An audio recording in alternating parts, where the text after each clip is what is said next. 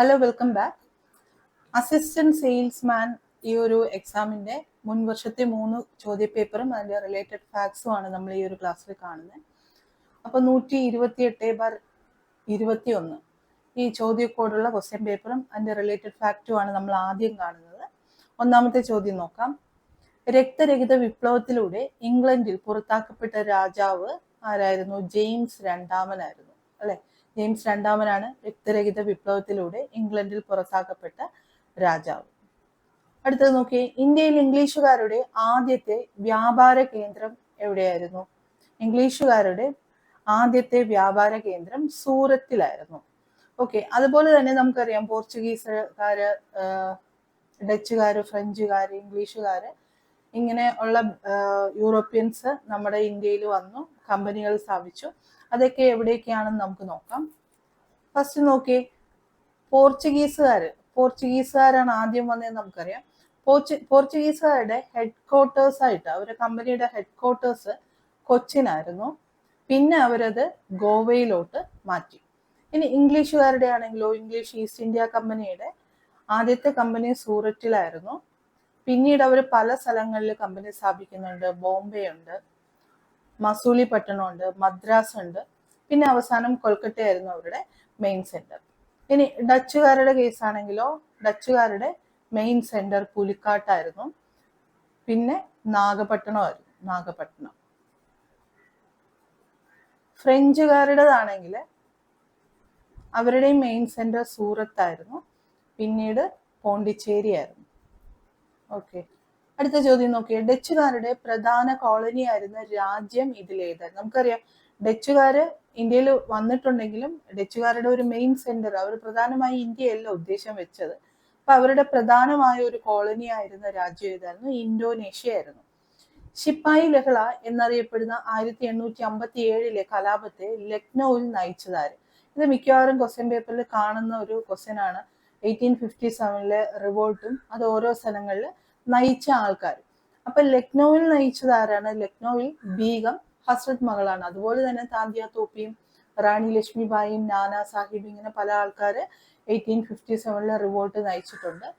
അപ്പൊ ഏതൊക്കെ സ്ഥലങ്ങളിൽ ആരൊക്കെയാണെന്ന് നമുക്ക് നോക്കാം.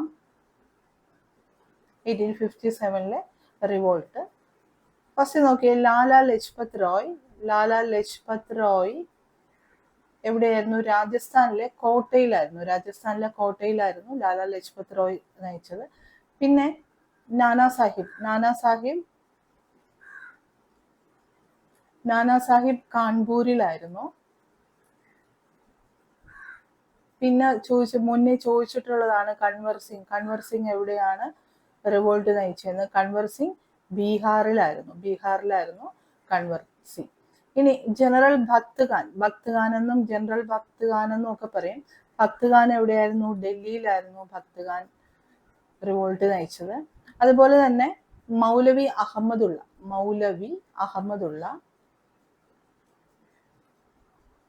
അദ്ദേഹം എവിടെയായിരുന്നു? ഫൈസാബാദ് ആയിരുന്നു. അപ്പൊ നയിച്ചിട്ടുള്ള എല്ലാവരെയും നമുക്കൊന്ന് പഠിക്കാം. അപ്പൊ ഏതിൽ നിന്ന് ചോദിച്ചു കഴിഞ്ഞാൽ നമുക്ക് ആൻസർ തെറ്റാതെ തന്നെ എല്ലാ പോയിന്റും നമുക്ക് കിട്ടും. അതുപോലെ ലക്നൌവിൽ നയിച്ചത് ബീഗം ഹസ്രത് മകളാണ്.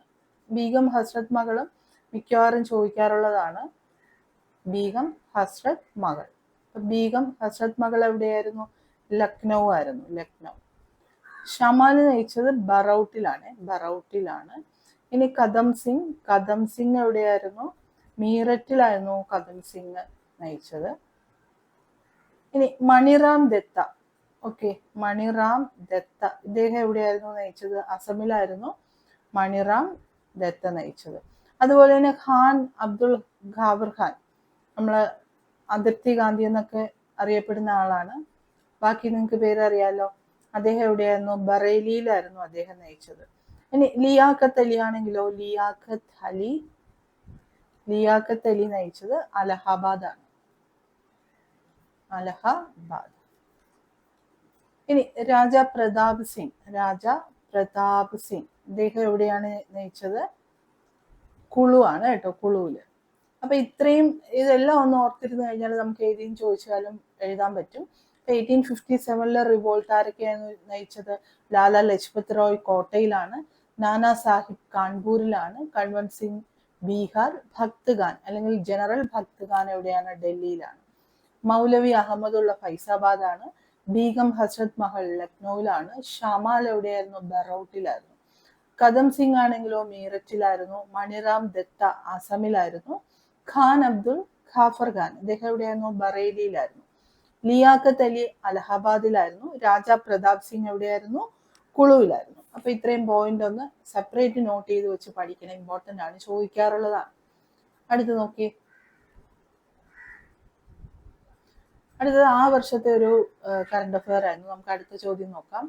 സമുദ്രനിരപ്പിൽ നിന്ന് ഒരേ ഉയരമുള്ള സ്ഥലങ്ങളെ തമ്മിൽ യോജിച്ച് വരയ്ക്കുന്ന സാങ്കല്പിക രേഖകൾ എന്ത് പറയും? കോണ്ടൂർ രേഖകൾ എന്ന് പറയില്ലേ? Contour line. സമുദ്രനിരപ്പിൽ നിന്ന് ഒരേ ഉയരമുള്ള സ്ഥലങ്ങളെ തമ്മിൽ യോജിച്ച് വരയ്ക്കുന്ന സാങ്കല്പിക രേഖകളാണ് കോണ്ടൂർ ലൈൻ അല്ലെങ്കിൽ കോണ്ടൂർ രേഖകൾ.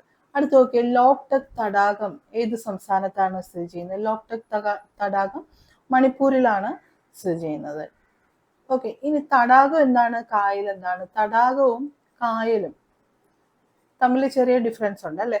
അപ്പൊ തടാകം എന്ന് പറഞ്ഞാൽ കടലിനോട് ചേർന്ന് കിടക്കുന്ന വലിയ ജലാശയത്തെയാണ് തടാകം എന്ന് പറയുന്നത്. ഇപ്പൊ വേമ്പനാട്ട് കായൽ, വേമ്പനാട്ട് തടാകമാണ് അല്ലേ അത്.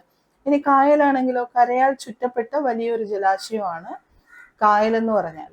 ഇപ്പൊ കേരളത്തിലെ ഏറ്റവും വലിയ കായൽ ശാസ്താംകോട്ട കായലാണ്. അതുപോലെ ശുദ്ധജല തടാകമാണ് ശാസ്താംകോട്ട കായൽ. ഇനി കേരളത്തിലെ ഏറ്റവും വലിയ തടാകം ഏതാണെന്ന് ചോദിച്ചു കഴിഞ്ഞാൽ വേമ്പനാട്ട് കായലാണ്. അടുത്ത് നോക്കി, ഉത്തരേന്ത്യൻ സമതല പ്രദേശങ്ങളിൽ ഏപ്രിൽ മെയ് മാസങ്ങളിൽ വീശുന്ന ചൂട് കാറ്റിനെ എന്ത് പറയും? ലൂ എന്ന് പറയും. ഓക്കെ, ലൂ എന്താണ്? ഉത്തരേന്ത്യൻ സമതല പ്രദേശങ്ങളിൽ ഏപ്രിൽ മെയ് മാസങ്ങളിൽ വീശുന്ന ചൂട് കാറ്റാണ് ലൂ. അടുത്ത് നോക്കി, ഇന്ത്യയിലെ ഏറ്റവും വലിയ കൽക്കരി പാടം ഏതാണ്? ഇന്ത്യയിലെ ഏറ്റവും വലിയ കൽക്കരി പാടം ഏതാണ്? ഓപ്ഷൻ ബി ആണ്, ചാറിയാണ്. എപ്പോഴും ചോദിക്കാറുള്ള ഒരു കാര്യമാണത്. അപ്പൊ ഇന്ത്യയിലെ ഏറ്റവും വലിയ കൽക്കരിപ്പാടം ഏതാണ്? ചാറിയയാണ്. അപ്പൊ നമുക്ക് ഏറ്റവും വലുതും ആദ്യം വന്നതും ആ ഒരു ബേസിസിൽ ഒന്ന് കുറച്ച് കാര്യങ്ങളൊന്ന് നോക്കാം. ഇപ്പൊ കൽക്കരിയുടെ കേസിലാണെങ്കിൽ ഏറ്റവും വലുത്, ലാർജസ്റ്റ്, ഏറ്റവും വലിയ കൽക്കരിപ്പാടം ഏതാണ്? ചാറിയയിലാണ് അല്ലെ. ഇനി ഏറ്റവും വലിയ കൽക്കരി പാടം സ്ഥിതി ചെയ്യുന്ന സ്റ്റേറ്റ് ഏതാണെന്ന് ചോദിച്ചു കഴിഞ്ഞാൽ അത് ജാർഖണ്ഡ് ആണ്. ചാറിയ സ്ഥിതി ചെയ്യുന്ന ജാർഖണ്ഡിലാണ്, അത് ജാർഖണ്ഡാണ്. ഇനി ആദ്യത്തെ കൽക്കരിപ്പാടം ഇന്ത്യയിൽ ഏതാണെന്ന് ചോദിച്ചു കഴിഞ്ഞാൽ അത് റാണിഗഞ്ച് ആണ്. അപ്പൊ എന്തൊക്കെയാണ്? ഇന്ത്യയിലെ ഏറ്റവും വലിയ കൽക്കരിപ്പാടം ചാറികയാണ്, ഏറ്റവും വലിയ കൽക്കരിപ്പാടം സ്ഥിതി ചെയ്യുന്ന സംസ്ഥാനം ജാർഖണ്ഡാണ്. ഇന്ത്യയിലെ ആദ്യത്തെ കൽക്കരിപ്പാടം ഏതാണ്? റാണിഗഞ്ചാണ്. ഇനി എണ്ണപ്പാടം, ഓയിൽ ഫീൽഡിനെ കുറിച്ച് നോക്കുകയാണെങ്കിലോ ഇന്ത്യയിലെ ആദ്യത്തെ എണ്ണപ്പാടം ഏതാണ്? ദിഗ്ബോയ് ആണ്. ദിഗ്ബോയ് ഏത് സംസ്ഥാനത്താണെന്ന് ചോദിക്കാറുണ്ട്. ആസാമിലാണ് ദിഗ്ബോയ് സ്ഥിതി ചെയ്യുന്നത്. ഇന്ത്യയിലെ ലാർജസ്റ്റ്, ഏറ്റവും വലിയ എണ്ണപ്പാടം അല്ലെങ്കിൽ ഇന്ത്യയിലെ ഏറ്റവും വലിയ ഓയിൽ റിസർവ് ഏതാണ്? അത് മുമ്പേ ചോദിച്ചിട്ടുള്ളതാണ്. മുംബൈ ഹൈ ആണ്. മുംബൈ ഹൈ. ഈ മുംബൈ ഹൈ ആരാണ് നടത്തുന്നത്, റൺ ചെയ്യുന്നത്? ONGC ആണ് മുംബൈ ഹൈ റൺ ചെയ്യുന്നത്. ഓക്കെ, ഇനി ഇന്ത്യയുടെ ഒരു പ്രോഗ്രാമാണ്, ഇന്ത്യ കൊണ്ടുവന്ന ഒരു പ്രോഗ്രാമാണ് സ്ട്രാറ്റജിക് പെട്രോളിയം റിസർവ് എന്ന് പറഞ്ഞാൽ. സ്ട്രാറ്റജിക് പെട്രോളിയം റിസർവ് എന്താണ്? സ്ട്രാറ്റജിക് പെട്രോളിയം റിസർവ് എന്ന് പറഞ്ഞാൽ ഇന്ത്യ ഒത്തിരി സാധനങ്ങൾ ഇമ്പോർട്ട് ചെയ്യുന്നുണ്ട് മറ്റു രാജ്യങ്ങളിൽ നിന്ന്. അതിൽ ഇമ്പോർട്ട് ഡ്യൂട്ടിയുടെ 25% നമ്മൾ എന്തിനു വേണ്ടിയിട്ടാണ് മാറ്റിവെക്കുന്നതെന്ന് ചോദിച്ചു കഴിഞ്ഞാൽ അസംസ്കൃത എണ്ണ ഇമ്പോർട്ട് ചെയ്യുന്നതിന് വേണ്ടിയിട്ടാണ് 25% ഇമ്പോർട്ട് ഡ്യൂട്ടി ഇന്ത്യ മാറ്റിവെക്കുന്നത്. ഇപ്പോൾ നമുക്ക് ഇറക്കുമതിയുടെ ചിലവ് ചില സമയങ്ങളിൽ അങ്ങോട്ടും ഇങ്ങോട്ടും ഒക്കെ ഫ്ലക്ച്വേറ്റഡ് ആയിട്ടിരിക്കാം. ഇപ്പൊ യുദ്ധം തുടങ്ങിയ സാഹചര്യങ്ങളൊക്കെ ഉണ്ടാകുന്ന സമയത്ത് നമുക്ക് ഇമ്പോർട്ട് ചെയ്യാൻ പറ്റാത്തൊരവസ്ഥയൊക്കെ വരും. അങ്ങനെയുള്ള അവസ്ഥ വരുമ്പോൾ ഇന്ത്യക്ക് ആവശ്യമായിട്ടുള്ള ഓയിൽ കിട്ടാതെ ആവും. അപ്പൊ ആ ഒരു സാഹചര്യം ഒഴിവാക്കാൻ വേണ്ടിയിട്ട് തന്ത്രപരമായ ഒരു പെട്രോളിയം ശേഖരം ഇന്ത്യയിൽ തന്നെ സൃഷ്ടിക്കുക എന്നുള്ള രീതിയിൽ കൊണ്ടുവന്ന ഒരു നയമാണ് സ്ട്രാറ്റജിക് പെട്രോളിയം റിസർവ് എന്നുള്ള കാര്യം ഓർത്തിരിക്കുക. അപ്പൊ അടുത്ത ചോദ്യം നോക്കാം. സ്പേസ് എക്സ് എന്ന സ്വകാര്യ കമ്പനിയുടെ ബഹിരാകാശ ടൂറിസം പദ്ധതിയുടെ പേരെന്താണ്? ഇൻസ്പിറേഷൻ 4 എന്നാണ് കേട്ടോ. ഇൻസ്പിറേഷൻ 4 ആണ് സ്പേസ് എക്സിന്റെ, എലോൺ മസ്കിന്റെ ആണ് സ്പേസ് എക്സ്. ഈ കമ്പനിയുടെ ബഹിരാകാശ ടൂറിസം പദ്ധതിയുടെ പേര് ഇൻസ്പിറേഷൻ 4 എന്നാണ്. അടുത്തത് നോക്കി, താഴെ പറയുന്ന പ്രസ്താവനകളിൽ ഏതാണ് തെറ്റായത്? നമുക്ക് തെറ്റായ പ്രസ്താവനയാണ് കാണേണ്ടത്. സുസ്ഥിര വികസനം പരിസ്ഥിതി സൗഹാർദ്ദമാണ്. സുസ്ഥിര വികസനം സാധ്യമാകണമെങ്കിൽ പാരമ്പര്യ ഊർജ സ്രോതസ്സുകളെ ആശ്രയിക്കണം. സുസ്ഥിര വികസനത്തിന് താപവൈദ്യുത പദ്ധതികൾ പ്രോത്സാഹിപ്പിക്കണം. അപ്പൊ ഇവിടെ നമുക്ക് എന്താണ് വേണ്ടത്? തെറ്റായതാണ് വേണ്ടത്. ഇവിടെ തെറ്റായിട്ടുള്ളത് 2ഉം 3ഉം തെറ്റാണ്. ഓക്കെ, ശരിയായിട്ടുള്ളത് ഏതാണ്? സുസ്ഥിര വികസനം പരിസ്ഥിതി സൗഹാർദ്ദപരമാണ്. അപ്പൊ സുസ്ഥിര വികസനം എങ്ങനെ പരിസ്ഥിതി സൗഹാർദ്ദപരമാണ്, അത് ശരിയായിട്ടുള്ള കാര്യമാണ്. രണ്ടാമത്തേത് നോക്കിയേ, ഇത് സാധ്യമാകണമെങ്കിൽ പാരമ്പര്യ ഊർജ സ്രോതസ്സുകളെ ആശ്രയിക്കണമെന്നാണ്. അപ്പൊ രണ്ടാമത്തേത് പറയാണ് താപവൈദ്യുത പദ്ധതികളെ കൂടുതൽ പ്രോത്സാഹിപ്പിക്കണം. ഇത് രണ്ടും തെറ്റാണ്. അപ്പൊ എപ്പോഴും ഇമ്പോർട്ടന്റ് ആയിട്ടുള്ള ഒരു ഏരിയയാണ് പാരമ്പര്യ ഊർജ സ്രോതസ്സും പാരമ്പര്യേതര ഊർജ സ്രോതസ്സും. SCERT പറയുന്ന പ്രധാനപ്പെട്ട 2 ടോപ്പിക്കാണ്. മിക്കവാറും ഒക്കെ പുസ്തകങ്ങളിൽ ഇപ്പോൾ വരാറുമുള്ള ഒരു ടോപ്പിക്കാണ്. അപ്പൊ എന്താണ് പാരമ്പര്യം, എന്താണ് പാരമ്പര്യേതരം നമുക്ക് നോക്കാം. അപ്പൊ ഇത് രണ്ടിന്റെയും ഫീച്ചേഴ്സും ഒക്കെ അടക്കം നമ്മൾ എന്തായിരുന്നാലും പഠിച്ചു വെക്കണം. അപ്പൊ ആദ്യത്തെ പാരമ്പര്യ ഊർജ സ്രോതസ്സും, രണ്ടാമത് പാരമ്പര്യേതര ഊർജ സ്രോതസ്സും. ഈ പാരമ്പര്യ ഊർജ സ്രോതസ്സിനെ നമ്മൾ നോൺ റിന്യൂവബിൾ എനർജി എന്ന് പറയും. നോൺ റിന്യൂവബിൾ ആണ്. ഓക്കെ, അതുപോലെ തന്നെ ഇതിനെ കൺവെൻഷണൽ എനർജി സോഴ്സ് എന്ന് പറയും. കൺവെൻഷണൽ എനർജിയാണ് ഈ പാരമ്പര്യ എനർജി സോഴ്സസ്. ഓക്കെ, ഇനി ഇതിന്റെ പ്രത്യേകത എന്താണ്? പാരമ്പര്യ എനർജി സ്രോതസ്സിന്റെ പ്രത്യേകത, ഇത് നോൺ റിന്യൂവബിൾ ആണ് അല്ലെ. നമ്മൾ ഉപയോഗിച്ച് തീർന്നു കഴിഞ്ഞാൽ പിന്നെയും നമുക്ക് പ്രൊഡ്യൂസ് ചെയ്ത് എനർജി ഉണ്ടാക്കിയെടുക്കാൻ പറ്റൂല. അങ്ങനെയുള്ളതാണ് നോൺ റിന്യൂവബിൾ എന്ന് പറയുന്നത്. അപ്പൊ പാരമ്പര്യമായി ഉപയോഗിച്ചു കൊണ്ടിരുന്നതാണ് നോൺ റിന്യൂവബിൾ ആണ്. ഉപയോഗിച്ച് തീർന്നു കഴിഞ്ഞാൽ നമുക്ക് പിന്നെയും പ്രൊഡ്യൂസ് ചെയ്തെടുക്കാൻ പറ്റൂല. ഇതിനെ കൺവെൻഷണൽ എനർജി സോഴ്സസ് എന്നൊക്കെയാണ് പറയുന്നത്. അപ്പൊ ഇതിന് എക്സാമ്പിൾ എന്തൊക്കെയാണ്? കൽക്കരി, പെട്രോളിയം, പ്രകൃതിവാതകം. കൽക്കരി, പെട്രോളിയം, പ്രകൃതിവാതകം, ഫോസിൽ ഇന്ധനങ്ങൾ, ഡീസൽ, മണ്ണെണ്ണ, ടാർ, നാഫ്ത, ലിഗ്നൈറ്റ്, ഇതെല്ലാം എന്താണ്? കൺവെൻഷണൽ എനർജി സോഴ്സ് ആണ്, അല്ലെങ്കിൽ നോൺ റിന്യൂവബിൾ എനർജി സോഴ്സ് ആണ്, അല്ലെങ്കിൽ പാരമ്പര്യ എനർജി സോഴ്സ് ആണ്. ഓക്കെ, ഇവയൊക്കെ ഉപയോഗിക്കുമ്പോൾ എന്തുണ്ടാവും? അന്തരീക്ഷ മലിനീകരണം ഉണ്ടാവും, അല്ലെങ്കിൽ പൊല്യൂഷൻ ഉണ്ടാകുന്ന എനർജിയാണ്. അതുകൊണ്ട് ഇതിനെ നമ്മൾ എന്ത് പറയും? ബ്രൗൺ എനർജി എന്ന് പറയും. ബ്രൗൺ എനർജി എന്ന് പറയും. ഓക്കെ, അപ്പൊ പാരമ്പര്യ എനർജി സോഴ്സസിനെ എന്തൊക്കെ പറയും? നോൺ റിന്യൂവബിൾ ആണ്, കൺവെൻഷണൽ എനർജി ആണ്, ബ്രൗൺ എനർജി ആണ്. എക്സാമ്പിൾ ഇവിടെ പറഞ്ഞിട്ടുണ്ട്. അപ്പൊ പാരമ്പര്യ ഊർജ സ്രോതസ്സിന്റെ പ്രത്യേകത എന്തായിരിക്കും?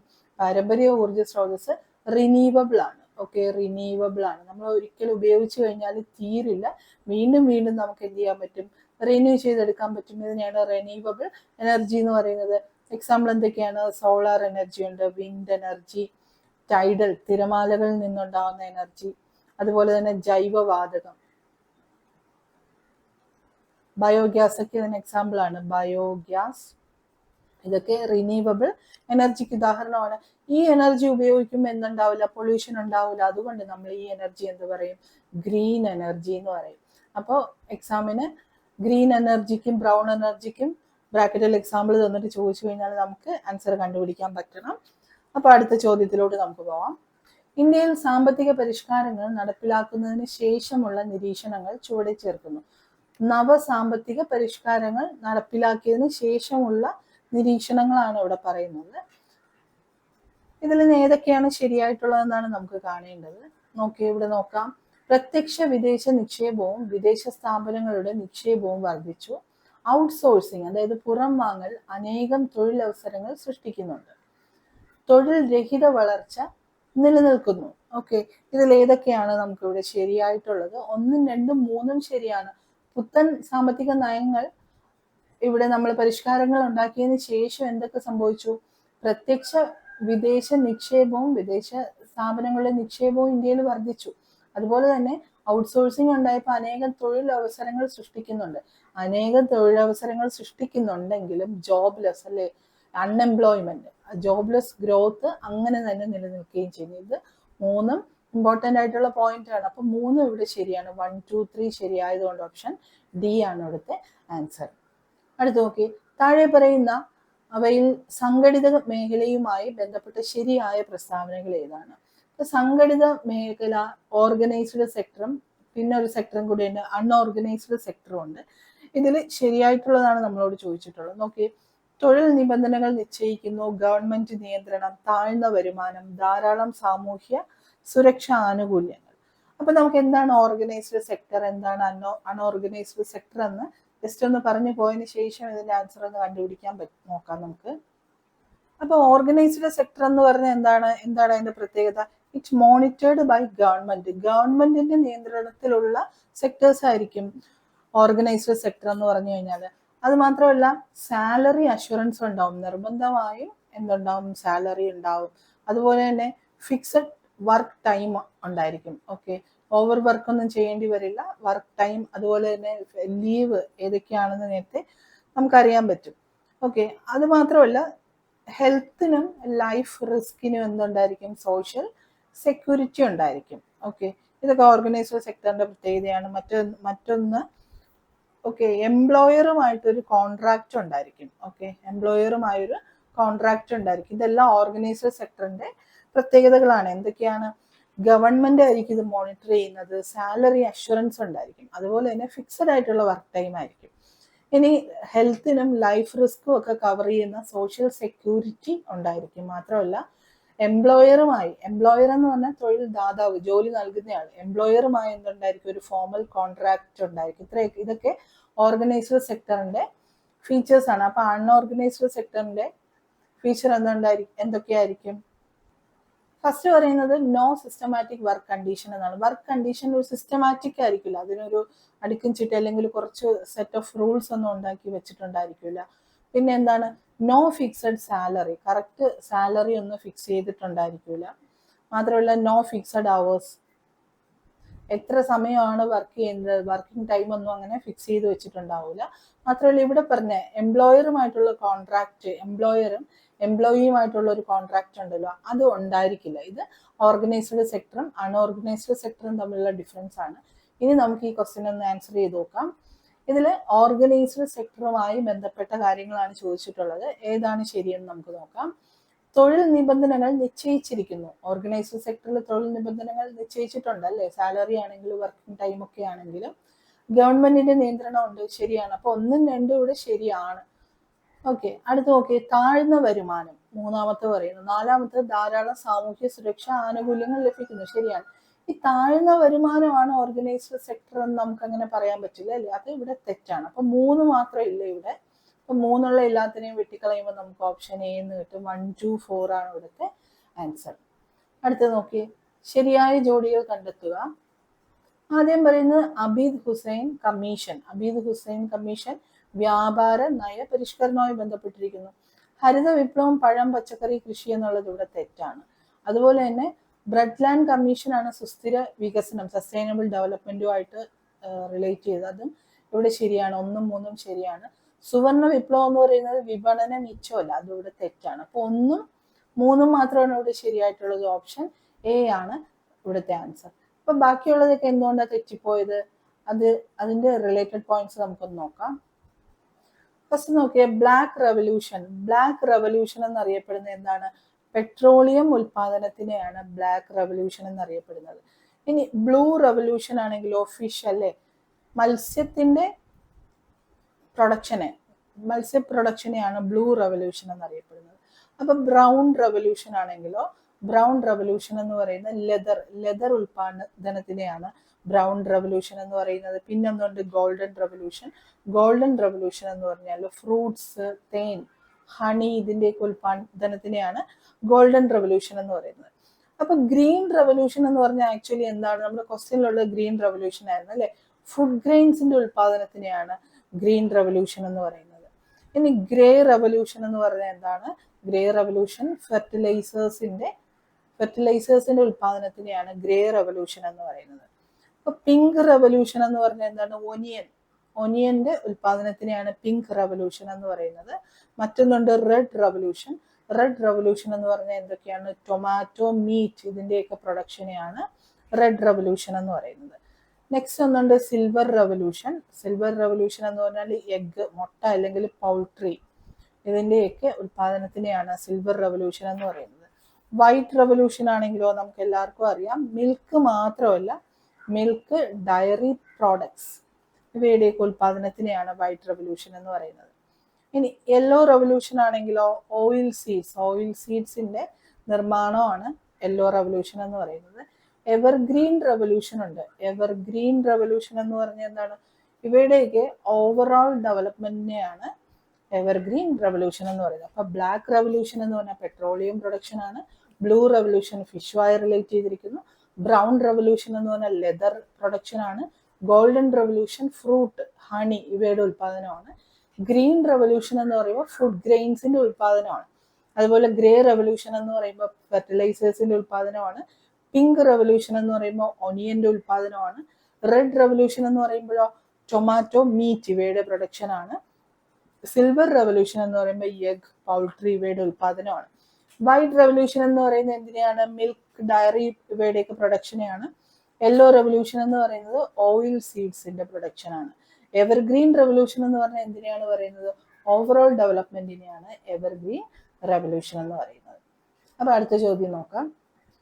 2020-21 സാമ്പത്തിക വർഷത്തിലെ GDPയുടെ വളർച്ചാ നിരക്ക് എത്രയായിരിക്കും എന്നാണ് നമ്മളോട് ചോദിക്കുന്നത്. അപ്പൊ നമുക്കിത് ആ സമയത്ത് 20-21 കാര്യം നോക്കേണ്ടത് നമുക്ക് 24-25 നോക്കാം. 2024-25 GDP ഗ്രോത്ത് എത്രയായിരിക്കും? അത് ചോദിക്കാൻ സാധ്യതയുള്ള ഒരു കൊള്ളാന്നുള്ള ക്വസ്റ്റ്യൻ ആണ്. GDP ഗ്രോത്ത് എക്സ്പെക്ട് ചെയ്തിരിക്കുന്നത് 6.3% ആയിരുന്നു എക്കോണമിക് സർവേയിൽ എക്സ്പെക്ട് ചെയ്തിരുന്ന GDP ഗ്രോത്ത്. അപ്പൊ 2024-25 എന്ന് പറഞ്ഞാൽ ഏത് 5 ഇയർ ആണെന്ന് ചോദിച്ചു കഴിഞ്ഞാൽ 5 ഇയർ 25 ആണ്. ഓക്കെ, 5 ഇയർ 25 ആണ് 2024-25 വർഷങ്ങൾ. അപ്പൊ എക്കോണമിക് സർവേ എക്സ്പെക്ട് ചെയ്ത GDP ഗ്രോത്ത് 6.3% ആണ്. ഇനി 5 ഇയർ 26 ആണെങ്കിലോ 2005-2006 ഈ ഒരു സാമ്പത്തിക വർഷമാണ്. ഈ സാമ്പത്തിക വർഷത്തിലെ GDP ഗ്രോത്ത് എക്സ്പെക്ട് ചെയ്യുന്നത് എത്രയാണ്? 6.8% ആണ് കേട്ടോ. ഇമ്പോർട്ടൻ്റ് ആണിത്. ഇനി അതുപോലെ തന്നെ എക്കോണമിക് സർവേയിൽ റിയൽ GDP എക്സ്പെക്ട് ചെയ്തിരിക്കുന്ന നമുക്കറിയാം നോമിനൽ GDP, റിയൽ GDP ഉണ്ട്. റിയൽ GDP എക്സ്പെക്ട് ചെയ്തിരിക്കുന്ന എസ്റ്റിമേറ്റ് ചെയ്തിരിക്കുന്ന 6.4% ആണ് 5 ഇയർ 25 റിയൽ GDP എസ്റ്റിമേറ്റ് ചെയ്തിരിക്കുന്നത് 6.4% ആണ്. അപ്പൊ നമ്മൾ എന്തൊക്കെയാ പറഞ്ഞത്? 2024-25 സാമ്പത്തിക വർഷത്തിൽ എക്കോണമിക് സർവേ എക്സ്പെക്ട് ചെയ്ത GDP ഗ്രോത്ത് 6.3% ആണ്. ഇനി 5 ഇയർ 26 അതായത് 2025-26 ഈ ഒരു കാലഘട്ടത്തിൽ എക്സ്പെക്ട് ചെയ്യുന്ന GDP ഗ്രോത്ത് 6.8% ആണ്. റിയൽ GDP എത്രയാണ് എസ്റ്റിമേറ്റ് ചെയ്തിരിക്കുന്നത്? 6.4% ആണ്. ഇനി അടുത്ത് നോക്കി എപ്പോഴും ചോദിക്കുന്ന ഒരു ക്വസ്റ്റ്യൻ ആണ്. ഇന്ത്യൻ ഭരണഘടനയുടെ തിരിച്ചറിയൽ രേഖ എന്ന് ഫാൽക്കിവാല വിശേഷിപ്പിച്ചത് ഏതിനെയാണ്? എപ്പോഴും ചോദിക്കാറുള്ള ഒരു ക്വസ്റ്റ്യൻ ആണ് അല്ലെ. ആമുഖത്തിനെയാണ് ഫാൽക്കിവാല ഇന്ത്യൻ ഭരണഘടനയുടെ തിരിച്ചറിയൽ രേഖ അല്ലെങ്കിൽ ഐഡന്റിറ്റി കാർഡ് എന്ന് വിശേഷിപ്പിച്ചത്. അതുപോലെ തന്നെ കുറേയേറെ വിശേഷണങ്ങൾ ഇന്ത്യൻ കോൺസ്റ്റിറ്റ്യൂഷൻ ആണെങ്കിലും ആമുഖത്തിനാണെങ്കിലും ഉണ്ട്. അപ്പൊ അതൊക്കെ ഏതാണ് നമുക്കൊന്ന് നോക്കാം. ഫസ്റ്റ് നോക്കിയേ, NA ഫാൽക്കിവാല, അതാണ് നമ്മളിവിടെ പറഞ്ഞത്. NA ഫാൽക്കിവാല ആമുഖത്തിന് എന്ത് പറഞ്ഞു? കോൺസ്റ്റിറ്റ്യൂഷന്റെ ഐഡന്റിറ്റി കാർഡ് എന്ന് പറഞ്ഞത് NA ഫാൽക്കിവാലയാണ്. ഇനി KM മുൻഷി എന്താണ് പറഞ്ഞത്? ആമുഖം ഭരണഘടനയുടെ പൊളിറ്റിക്കൽ ഹോറോസ്കോപ്പ് എന്ന് പറഞ്ഞു. ഓക്കെ, പൊളിറ്റിക്കൽ ഹോറോസ്കോപ്പ്, അതായത് രാഷ്ട്രീയ ജാതകം എന്ന് പറഞ്ഞു. ഇനി താക്കൂർദാസ് ഭാർഗവ് എന്താ പറഞ്ഞത്? താക്കൂർദാസ് ഭാർഗവ് ആമുഖം ഭരണഘടനയുടെ സോൾ ആണ് അല്ലെ, ആത്മാവാണ്, സോൾ ഓഫ് ദ കോൺസ്റ്റിറ്റ്യൂഷൻ എന്ന് പറഞ്ഞ താക്കൂർദാസ് ഭാർഗവാണ്. ഇത് എപ്പോഴും ചോദിക്കാറുള്ള ഒരു കാര്യമാണ്. അപ്പൊ എന്തൊക്കെയാണ്? NA ഫാൽക്കിവാല പറഞ്ഞ ആമുഖം കോൺസ്റ്റിറ്റ്യൂഷന്റെ ഐഡന്റിറ്റി കാർഡ് എന്ന് പറഞ്ഞു. KM മുൻഷി ആണെങ്കിലോ പൊളിറ്റിക്കൽ ഹോറോസ്കോപ്പ് എന്ന് പറഞ്ഞു. താക്കൂർദാസ് ഭാർഗവ് എന്ത് പറഞ്ഞു? സോൾ ഓഫ് ദ കോൺസ്റ്റിറ്റ്യൂഷൻ, കോൺസ്റ്റിറ്റ്യൂഷന്റെ ആത്മാവ് എന്ന് പറഞ്ഞ ആരാണ്? താക്കൂർദാസ് ഭാർഗവയാണ്. അപ്പൊ അടുത്ത ചോദ്യം നോക്കാം നമുക്ക്. ഇന്ത്യയിൽ തദ്ദേശ സ്വയംഭരണ സ്ഥാപനങ്ങൾക്ക് ഭരണഘടനാ പദവി ശുപാർശ ചെയ്ത കമ്മീഷൻ ഏതാണ്? അപ്പൊ തദ്ദേശ സ്വയംഭരണ സ്ഥാപനങ്ങൾക്ക് ഭരണഘടനാ പദവി ശുപാർശ ചെയ്ത കമ്മീഷൻ ഏതാണെന്നാണ് ചോദിച്ചിട്ടുള്ളത്. അപ്പൊ നമുക്ക് കുറെ കമ്മീഷൻ ഉണ്ട് അല്ലെ ഇതുമായിട്ട് ബന്ധപ്പെട്ട്. അതൊക്കെയൊന്ന് നമുക്ക് നോക്കാം. ഫസ്റ്റ് പറയുന്ന ഒന്ന് ബൽവന്ത് റോയ് മേത്ത കമ്മിറ്റിയാണ്. ബൽവന്ത് റോയ് മേത്ത കമ്മിറ്റി ഇത് ഫോം ചെയ്തത് 1957 ഈ കമ്മിറ്റിയാണ് ആദ്യമായി 3 ടയർ സിസ്റ്റം വേണമെന്ന് പ്രപ്പോസ് ചെയ്ത് ബൽവന്ത് റോയ് മേത്ത കമ്മിറ്റിയാണ്. മറ്റൊരു കമ്മിറ്റി ഉണ്ട്, Ashok Mehta committee. Ashok Mehta committee setup ചെയ്തത് 1978 Ashok Mehta committee 2 tier system വേണമെന്നായിരുന്നു പ്രപ്പോസ് ചെയ്തിട്ടുണ്ടായിരുന്നത്. ഇനി മറ്റൊരു കമ്മിറ്റിയാണ് GVK Rao committee. GVK Rao committee ഇത് സെറ്റപ്പ് ചെയ്തത് 1985-ലാണ്.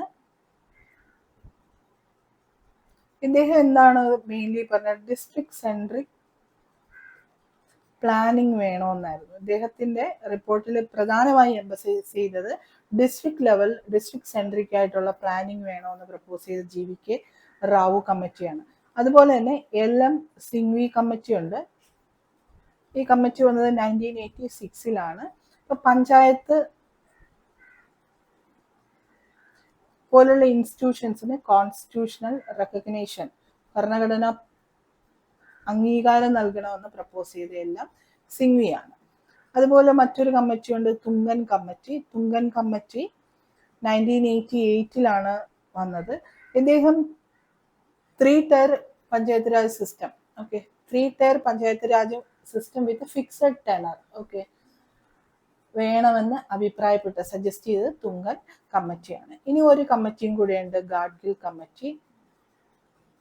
ഗാഡ്ഗിൽ കമ്മിറ്റി 1988-ലാണ് വന്നത്. ഇദ്ദേഹം എന്താണ്, ഡയറക്റ്റ് ഇലക്ഷൻ വേണം, ഡയറക്റ്റ് ഇലക്ഷൻ, ഓക്കെ, അതുപോലെ തന്നെ പഞ്ചായത്ത് രാജിന് ടാക്സേഷൻ പവർ ഒക്കെ വേണമെന്ന് സജസ്റ്റ് ചെയ്തത് ഗാഡ്ഗിൽ കമ്മിറ്റിയാണ്. അപ്പൊ ഏതൊക്കെ കമ്മിറ്റി ഉണ്ട് ഇതിൽ? എല്ലാത്തിലും നോക്കി ചോദിക്കാറുണ്ട്, ഇമ്പോർട്ടന്റ് ആയിട്ടുള്ള ഒരു പോയിന്റ് ആണ്. ബൽവന്ത് റോയ് മേത്ത കമ്മിറ്റി 1957-ലാണ് വന്നത്. 3-ടയർ പഞ്ചായത്ത് രാജ് സിസ്റ്റം വേണമെന്ന് സജസ്റ്റ് ചെയ്ത ബൽവന്ത് റോയ് മേത്ത കമ്മിറ്റിയാണ്. അശോക് മേത്ത കമ്മിറ്റി 1978-ലാണ് വന്നത്. 2-ടയർ പഞ്ചായത്ത് രാജ് സിസ്റ്റം വേണമെന്നാണ് അദ്ദേഹം അഭിപ്രായപ്പെട്ടത്. GVK റാവു കമ്മിറ്റി ആണെങ്കിലോ 1985-ൽ വന്നു. ഡിസ്ട്രിക്ട് സെൻട്രിക് ആയിട്ടുള്ള പ്ലാനിങ് കൊണ്ടുവരണമെന്ന് അഭിപ്രായപ്പെട്ടത് അദ്ദേഹമാണ്. ഇനി LM സിംഗ്വി കമ്മിറ്റി 1986-ലാണ് വന്നത്. കോൺസ്റ്റിറ്റ്യൂഷണൽ റെക്കഗ്നേഷൻ പഞ്ചായത്ത് രാജ് ഇൻസ്റ്റിറ്റ്യൂഷൻസിന് നൽകണമെന്ന് അദ്ദേഹം അഭിപ്രായപ്പെട്ടു. ഇനി തുങ്കൻ കമ്മിറ്റി 1988-ൽ വന്നു. 3-ടയർ പഞ്ചായത്ത് രാജ് സിസ്റ്റം, അതോടൊപ്പം ഈ ഇൻസ്റ്റിറ്റ്യൂഷൻസിന് ഫിക്സഡ് ടെനറും കൂടെ നൽകണമെന്ന് അഭിപ്രായപ്പെട്ട അദ്ദേഹമാണ്. ഇനി ഗാഡ്ഗിൽ കമ്മിറ്റി ഉണ്ട് 1988-ലാണ്. അദ്ദേഹം എന്താണ്, പഞ്ചായത്ത് രാജ് സിസ്റ്റത്തിന് ഡയറക്റ്റ് ഇലക്ഷനും വേണം, അതുപോലെ തന്നെ ടാക്സേഷൻ പവർ പഞ്ചായത്ത് രാജ് സിസ്റ്റത്തിന് നൽകണമെന്ന് സജസ്റ്റ് ചെയ്തത് ഗാഡ്ഗിൽ കമ്മിറ്റിയാണ്. ഓക്കെ, ഇത്രയും കാര്യങ്ങൾ ക്ലിയർ ആയല്ലോ. അപ്പൊ അടുത്ത ചോദ്യം നമുക്ക് നോക്കാം. മൗലികാവകാശങ്ങൾ സംരക്ഷിക്കുന്നതിന് റിട്ട് പുറപ്പെടുവിക്കാൻ സുപ്രീം കോടതിക്ക് അധികാരം നൽകുന്ന അനുച്ഛേദം ഏതാണ്? അപ്പൊ ഇതും എപ്പോഴും ചോദിക്കാറുള്ള ഇമ്പോർട്ടൻ്റ് ആയിട്ടുള്ള പോയിന്റ് ആണ്. നമ്മുടെ മൗലിക അവകാശങ്ങൾ ഹനിക്കപ്പെട്ടു കഴിഞ്ഞാൽ നമുക്ക് സുപ്രീം കോടതിയിലോട്ടോ ഹൈക്കോടതിയിലോട്ടോ ഡയറക്റ്റ് മൂവ് ചെയ്യാം. ഈ റിട്ട് പുറപ്പെടുവിക്കാനുള്ള അധികാരം നൽകുന്നത് സുപ്രീം കോടതിക്ക് ആർട്ടിക്കിൾ 32-ഉം ഹൈക്കോടതിക്കാണെങ്കിൽ ആർട്ടിക്കിൾ 226-ഉമാണ്. അപ്പൊ നമ്മളോട് ഇവിടെ ചോദിച്ചിട്ടുള്ള സുപ്രീം കോടതിയുടെ കേസാണ്. സുപ്രീം കോടതിക്കാണെങ്കിൽ ആർട്ടിക്കിൾ 32-ആണ്. ഓക്കെ, അടുത്ത നോക്കിയേ, രാഷ്ട്രത്തിന്റെ നിർദ്ദേശക തത്വങ്ങൾ ഏത് രാജ്യത്തിന്റെ ഭരണഘടനയുടെ സ്വാധീനത്തിൽ നിന്നും രൂപം കൊണ്ടതാണെന്ന് ചോദിച്ചു കഴിഞ്ഞാൽ ഏതാണ്? അയർലൻഡിൽ നിന്ന് രൂപം കൊണ്ടതാണ്. ഓപ്ഷൻ എ ആണ്, അയർലൻഡ് ആണ്. അപ്പൊ നമ്മുടെ ഇന്ത്യൻ കോൺസ്റ്റിറ്റ്യൂഷനെ മെയിൻലി നമ്മൾ എപ്പോഴും ബോറോഡ് കോൺസ്റ്റിറ്റ്യൂഷൻ എന്നാണ് പറയുന്നത്. കാരണം ഒരുപാട് രാജ്യങ്ങളിൽ നിന്ന് കടമെടുത്ത ഒരു കോൺസ്റ്റിറ്റ്യൂഷൻ ആണ്. അപ്പൊ ബ്രിട്ടീഷ് കോൺസ്റ്റിറ്റ്യൂഷനിൽ നിന്ന് ഇന്ത്യൻ ഭരണഘടനയിലേക്ക് ഏതൊക്കെ കാര്യങ്ങളാണ് ബോറോ ചെയ്തിട്ടുള്ളത്? ഒന്ന്, parliamentary form of government, rule of law, law making procedure, single citizenship, institution of speaker, okay, അതുപോലെ തന്നെ doctrine of pleasure, tenure of civil servants, ഇതൊക്കെ ബ്രിട്ടീഷ് ഭരണഘടനയിൽ നിന്ന് നമ്മൾ ബോറോ ചെയ്തിട്ടുള്ളതാണ്. അതുപോലെ തന്നെ കനേഡിയൻ ഭരണഘടനയിൽ നിന്ന് കുറച്ച് കാര്യങ്ങൾ ബോറോ ചെയ്തിട്ടുണ്ട്. ജുഡീഷ്യൽ സിസ്റ്റം, ഫണ്ടമെന്റൽ റൈറ്റ്സ്, ഇതൊക്കെ കനേഡിയൻ അല്ല, അമേരിക്കൻ ഭരണഘടനയിൽ നമ്മൾ ബോറോ ചെയ്തിട്ടുള്ളതാണ്. കാനഡയിൽ നിന്നാണെങ്കിലോ federal system with strong centre, residuary powers, അവശിഷ്ടാധികാരങ്ങൾ, സെൻട്രൽ സ്റ്റേറ്റ് റിലേഷൻസ്, ഇതൊക്കെ നമ്മൾ കടം കൊണ്ടിട്ടുള്ളത് കനേഡിയൻ ഭരണഘടനയിൽ നിന്നാണ്. ഇനി അയർലൻഡിൽ നിന്ന്, ഐറിഷ് ഭരണഘടനയിൽ നിന്നാണെങ്കിലോ DPSP, ഇലക്ഷൻ ഓഫ് പ്രസിഡന്റ്, ഇതൊക്കെ നമ്മൾ കടമെടുത്തിട്ടുള്ളത് എവിടെ നിന്നാണ്? അയർലൻഡിൽ നിന്നാണ്. നമ്മുടെ ക്വസ്റ്റ്യനും അതായിരുന്നു, DPSP അല്ലെ നിർദ്ദേശക തത്വങ്ങൾ ഏത് രാജ്യത്തിൽ നിന്നായിരുന്നു? അയർലൻഡിൽ നിന്നായിരുന്നു. ഓസ്ട്രേലിയയിൽ നിന്നാണെങ്കിലോ concurrent list, freedom of trade and service within the country, ഇതൊക്കെ ഓസ്ട്രേലിയൻ ഭരണഘടനയിൽ നിന്നായിരുന്നു. സോവിയറ്റ് യൂണിയനിൽ നിന്നാണെങ്കിലോ 5-ഇയർ പ്ലാൻസ്, ഫണ്ടമെന്റൽ ഡ്യൂട്ടീസ് ഒക്കെ കടമെടുത്തത് സോവിയറ്റിൽ നിന്നായിരുന്നു. ഗവൺമെന്റ് ഓഫ് ഇന്ത്യ ആക്ട് 1935 നിന്നാണെങ്കിലോ ഓഫീസ് ഓഫ് ഗവർണർ, ഇതൊക്കെ office of governor 1935 government of India ആക്ടിൽ നിന്നാണ്. ഇനി സൗത്ത് ആഫ്രിക്കയിൽ നമ്മൾ കടമെടുത്തിട്ടുണ്ട് അമെൻമെന്റ് ഓഫ് ദ കോൺസ്റ്റിറ്റ്യൂഷന്റെ ഭേദഗതി വരുത്തുന്ന ഈ ഒരു സിസ്റ്റത്തിന് നമ്മൾ കടമെടുത്തിട്ടുള്ളത് സൗത്ത് ആഫ്രിക്കയിൽ നിന്നുമാണ്. ഓക്കെ, അടുത്ത ചോദ്യം നോക്കിയേ. സുപ്രീം കോടതിയുടെ ഇപ്പോഴത്തെ ചീഫ് ജസ്റ്റിസ് ഏതാണെന്നാണ്. അപ്പൊ ഇത് ചോദിച്ച സമയത്തുള്ള ഓപ്ഷൻസ് മാത്രമേ ഉള്ളൂ. അപ്പൊ നമുക്ക് ഇപ്പോഴത്തെ ഏതാണെന്ന് നോക്കാം. ഓക്കെ, സുപ്രീം കോടതിയുടെ ഇപ്പോഴത്തെ ചീഫ് ജസ്റ്റിസ് ആരാണ്? ജസ്റ്റിസ് സഞ്ജയ് ഖന്നയാണ്. ജസ്റ്റിസ് സഞ്ജീവ് ഖന്ന. ഇദ്ദേഹം 51ാമത്തെ 51st ചീഫ് ജസ്റ്റിസ് ആണ് സുപ്രീം കോടതിയുടെ. അപ്പൊ കേരള ഹൈക്കോർട്ടിന്റെ ചീഫ് ജസ്റ്റിസ് ആരാണ്? നിതിൻ എം ജബ്ദാർ ആണ് കേട്ടോ. നിതിൻ എം ജബ്ദാർ ആണ് കേരള ഹൈക്കോർട്ടിന്റെ ചീഫ് ജസ്റ്റിസ്. നമ്മൾ ഇപ്പോഴത്തെ RBI ഗവർണർ ആരാണ്? RBI ഗവർണർ സഞ്ജയ് മൽഹോത്രയാണ്. ഓക്കെ, എപ്പോഴും ചോദിക്കാറുള്ളതാണ് ഇതൊക്കെ. ഇതിന് മിക്കവാറും ചീഫ് ജസ്റ്റിസോ ചെയർമാനോ ചെയർപേഴ്സണോ ഒക്കെ എപ്പോഴും ചോദിക്കാറുള്ളത്. അപ്പൊ നമുക്ക് അത്രയും നോക്കാം. സഞ്ജയ് മൽഹോത്രയാണ് RBIയുടെ ഇപ്പോഴത്തെ ഗവർണർ. സെബിയുടെ ചെയർമാൻ ആരാണ്? ഇപ്പോഴത്തെ സെബിയുടെ ചെയർമാൻ തുഹീൻ കാന്ത പാണ്ഡെയാണ് സെബിയുടെ ഇപ്പോഴത്തെ ചെയർമാൻ. ഇനി SBIയുടെ ചെയർമാൻ ആണെങ്കിലോ SBIയുടെ ചെയർമാൻ ആരാണ്? ചെല്ല ശ്രീനിവാസലു സെട്ടിയാണ്. അദ്ദേഹത്തിന് CS സെട്ടി എന്നും പറയാറുണ്ട്. CS സെട്ടി അല്ലെങ്കിൽ ചെല്ല ശ്രീനിവാസലു സെട്ടിയാണ് SBIയുടെ ഇപ്പോഴത്തെ ചെയർമാൻ. ഇനി ദേശീയ വനിതാ കമ്മീഷൻ നാഷണൽ വുമൺ കമ്മീഷന്റെ ഇപ്പോഴത്തെ ചെയർപേഴ്സൺ ആരാണ്? വിജയ് കിഷോർ രഹാത്കർ ആണ് കേട്ടോ. വിജയ് കിഷോർ രഹാത്കർ. ഇനി വനിതാ കമ്മീഷന്റെ ദേശീയ വനിതാ കമ്മീഷന്റെ ആദ്യത്തെ ചെയർമാൻ ആരായിരുന്നു? രേഖ ശർമ്മയായിരുന്നു അല്ലെ? രേഖ ശർമ്മ. അതും ചോദിക്കാറുള്ളതാണ്. ഇനി കേരളത്തിലെ വനിതാ കമ്മീഷന്റെ ഇപ്പോഴത്തെ ചെയർമാൻ ആരാണ്? അഡ്വക്കേറ്റ് P സതീദേവിയാണ്. Advocate P Sathidevi. ഇതും ചോദിക്കാറുള്ളതാണ്. ഇനി നാഷണൽ ഹ്യൂമൻ റൈറ്റ്സ് കമ്മീഷന്റെ ചെയർമാൻ ആരാണ്? രാമസുബ്രഹ്മണ്യനാണ് കേട്ടോ. രാമസുബ്രഹ്മണ്യൻ. രാമസുബ്രഹ്മണ്യനാണ് ദേശീയ ഹ്യൂമൻ റൈറ്റ്സ് കമ്മീഷന്റെ ഇപ്പോഴത്തെ ചെയർമാൻ. അപ്പൊ കേരളത്തിലെ ഹ്യൂമൻ റൈറ്റ്സ് കമ്മീഷന്റെ ഇപ്പോഴത്തെ ചെയർമാൻ ആരാണ്? Justice Alexander Thomas. Justice Alexander Thomas ആണ്.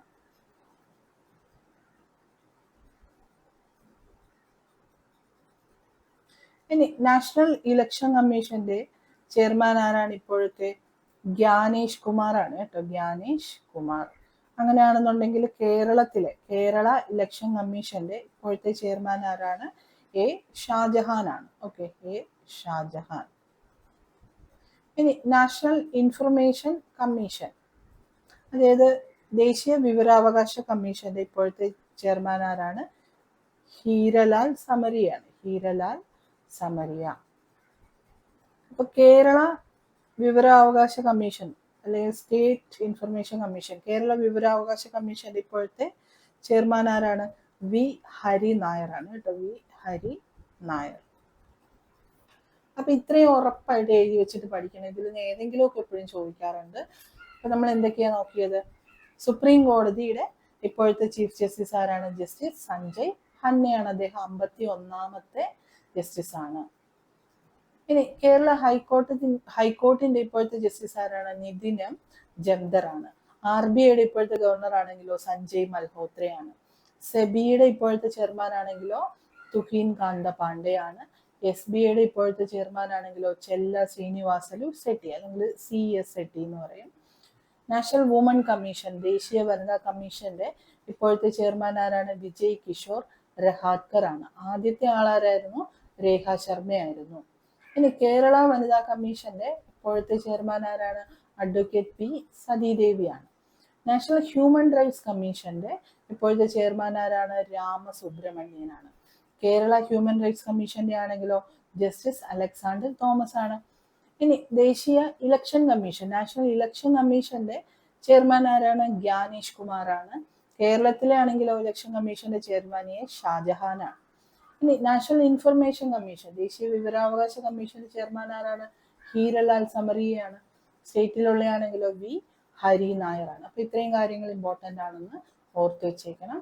ഇനി അടുത്ത ചോദ്യത്തിലോട്ട് പോകാം.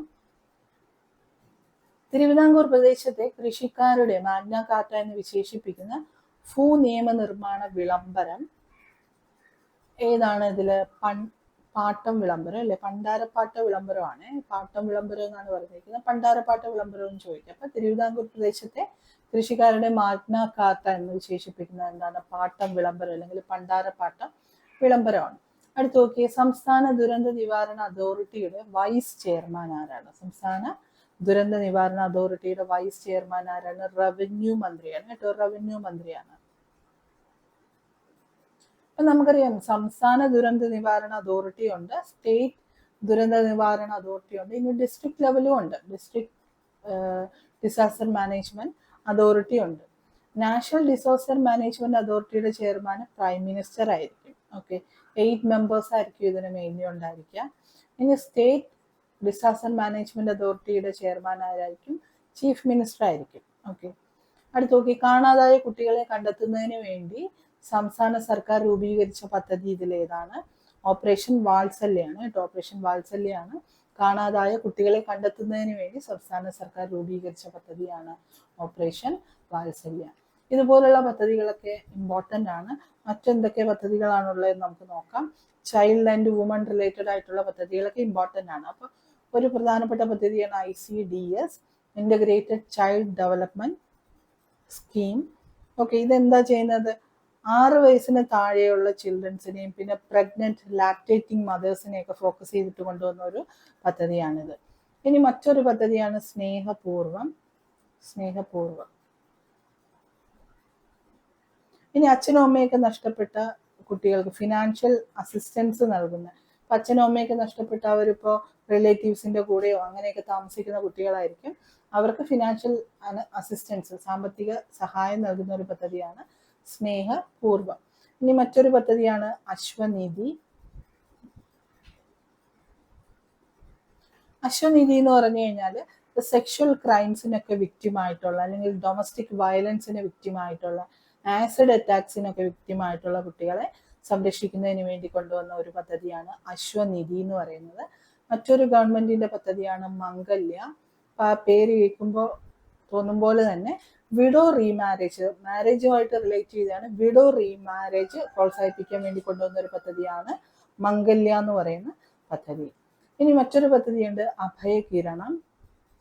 അഭയകിരണം പദ്ധതി എന്ന് പറഞ്ഞു കഴിഞ്ഞാൽ വീടില്ലാത്ത വിഡോസ്, അപ്പോൾ വീടില്ലാത്ത വിധവകളായ സ്ത്രീകൾക്ക് ബെറ്റർ ലിവിങ് കണ്ടീഷൻ നൽകുന്നതിന് വേണ്ടി ഒരു ധനസഹായം മന്ത്ലി 1000 rupees വെച്ച് കൊടുക്കുന്ന ഒരു പദ്ധതിയാണ് അഭയകിരണം എന്ന് പറയുന്നത്. ഇനി മറ്റൊരു പദ്ധതിയാണ് സഹായഹസ്തം.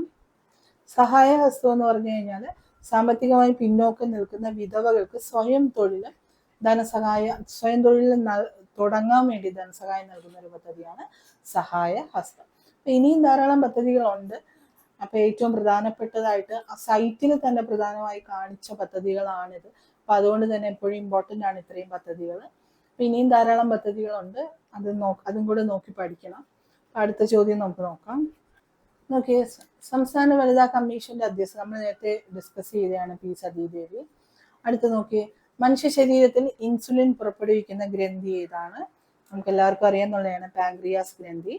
അടുത്തത് പരിസ്ഥിതി സംഘടനയായ IUCNന്റെ ആസ്ഥാനം ഏതാണ്? IUCNന്റെ ആസ്ഥാനം സ്വിറ്റ്സർലൻഡാണ്.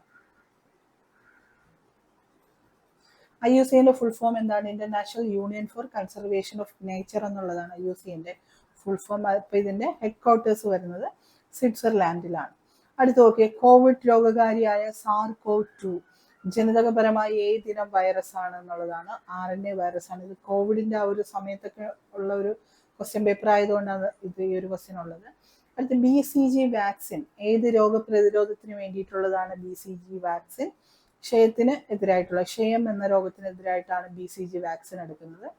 ഹരമാലിന്യ സംസ്കരണത്തിലെ മികവിന് തദ്ദേശ സ്ഥാപനങ്ങൾക്കുള്ള കേരള സർക്കാരിന്റെ ശുചിത്വം പുരസ്കാരം ഏതാണ്? നവകേരളം പുരസ്കാരമാണ്. അപ്പൊ നവകേരളം പുരസ്കാരം എന്താണ്?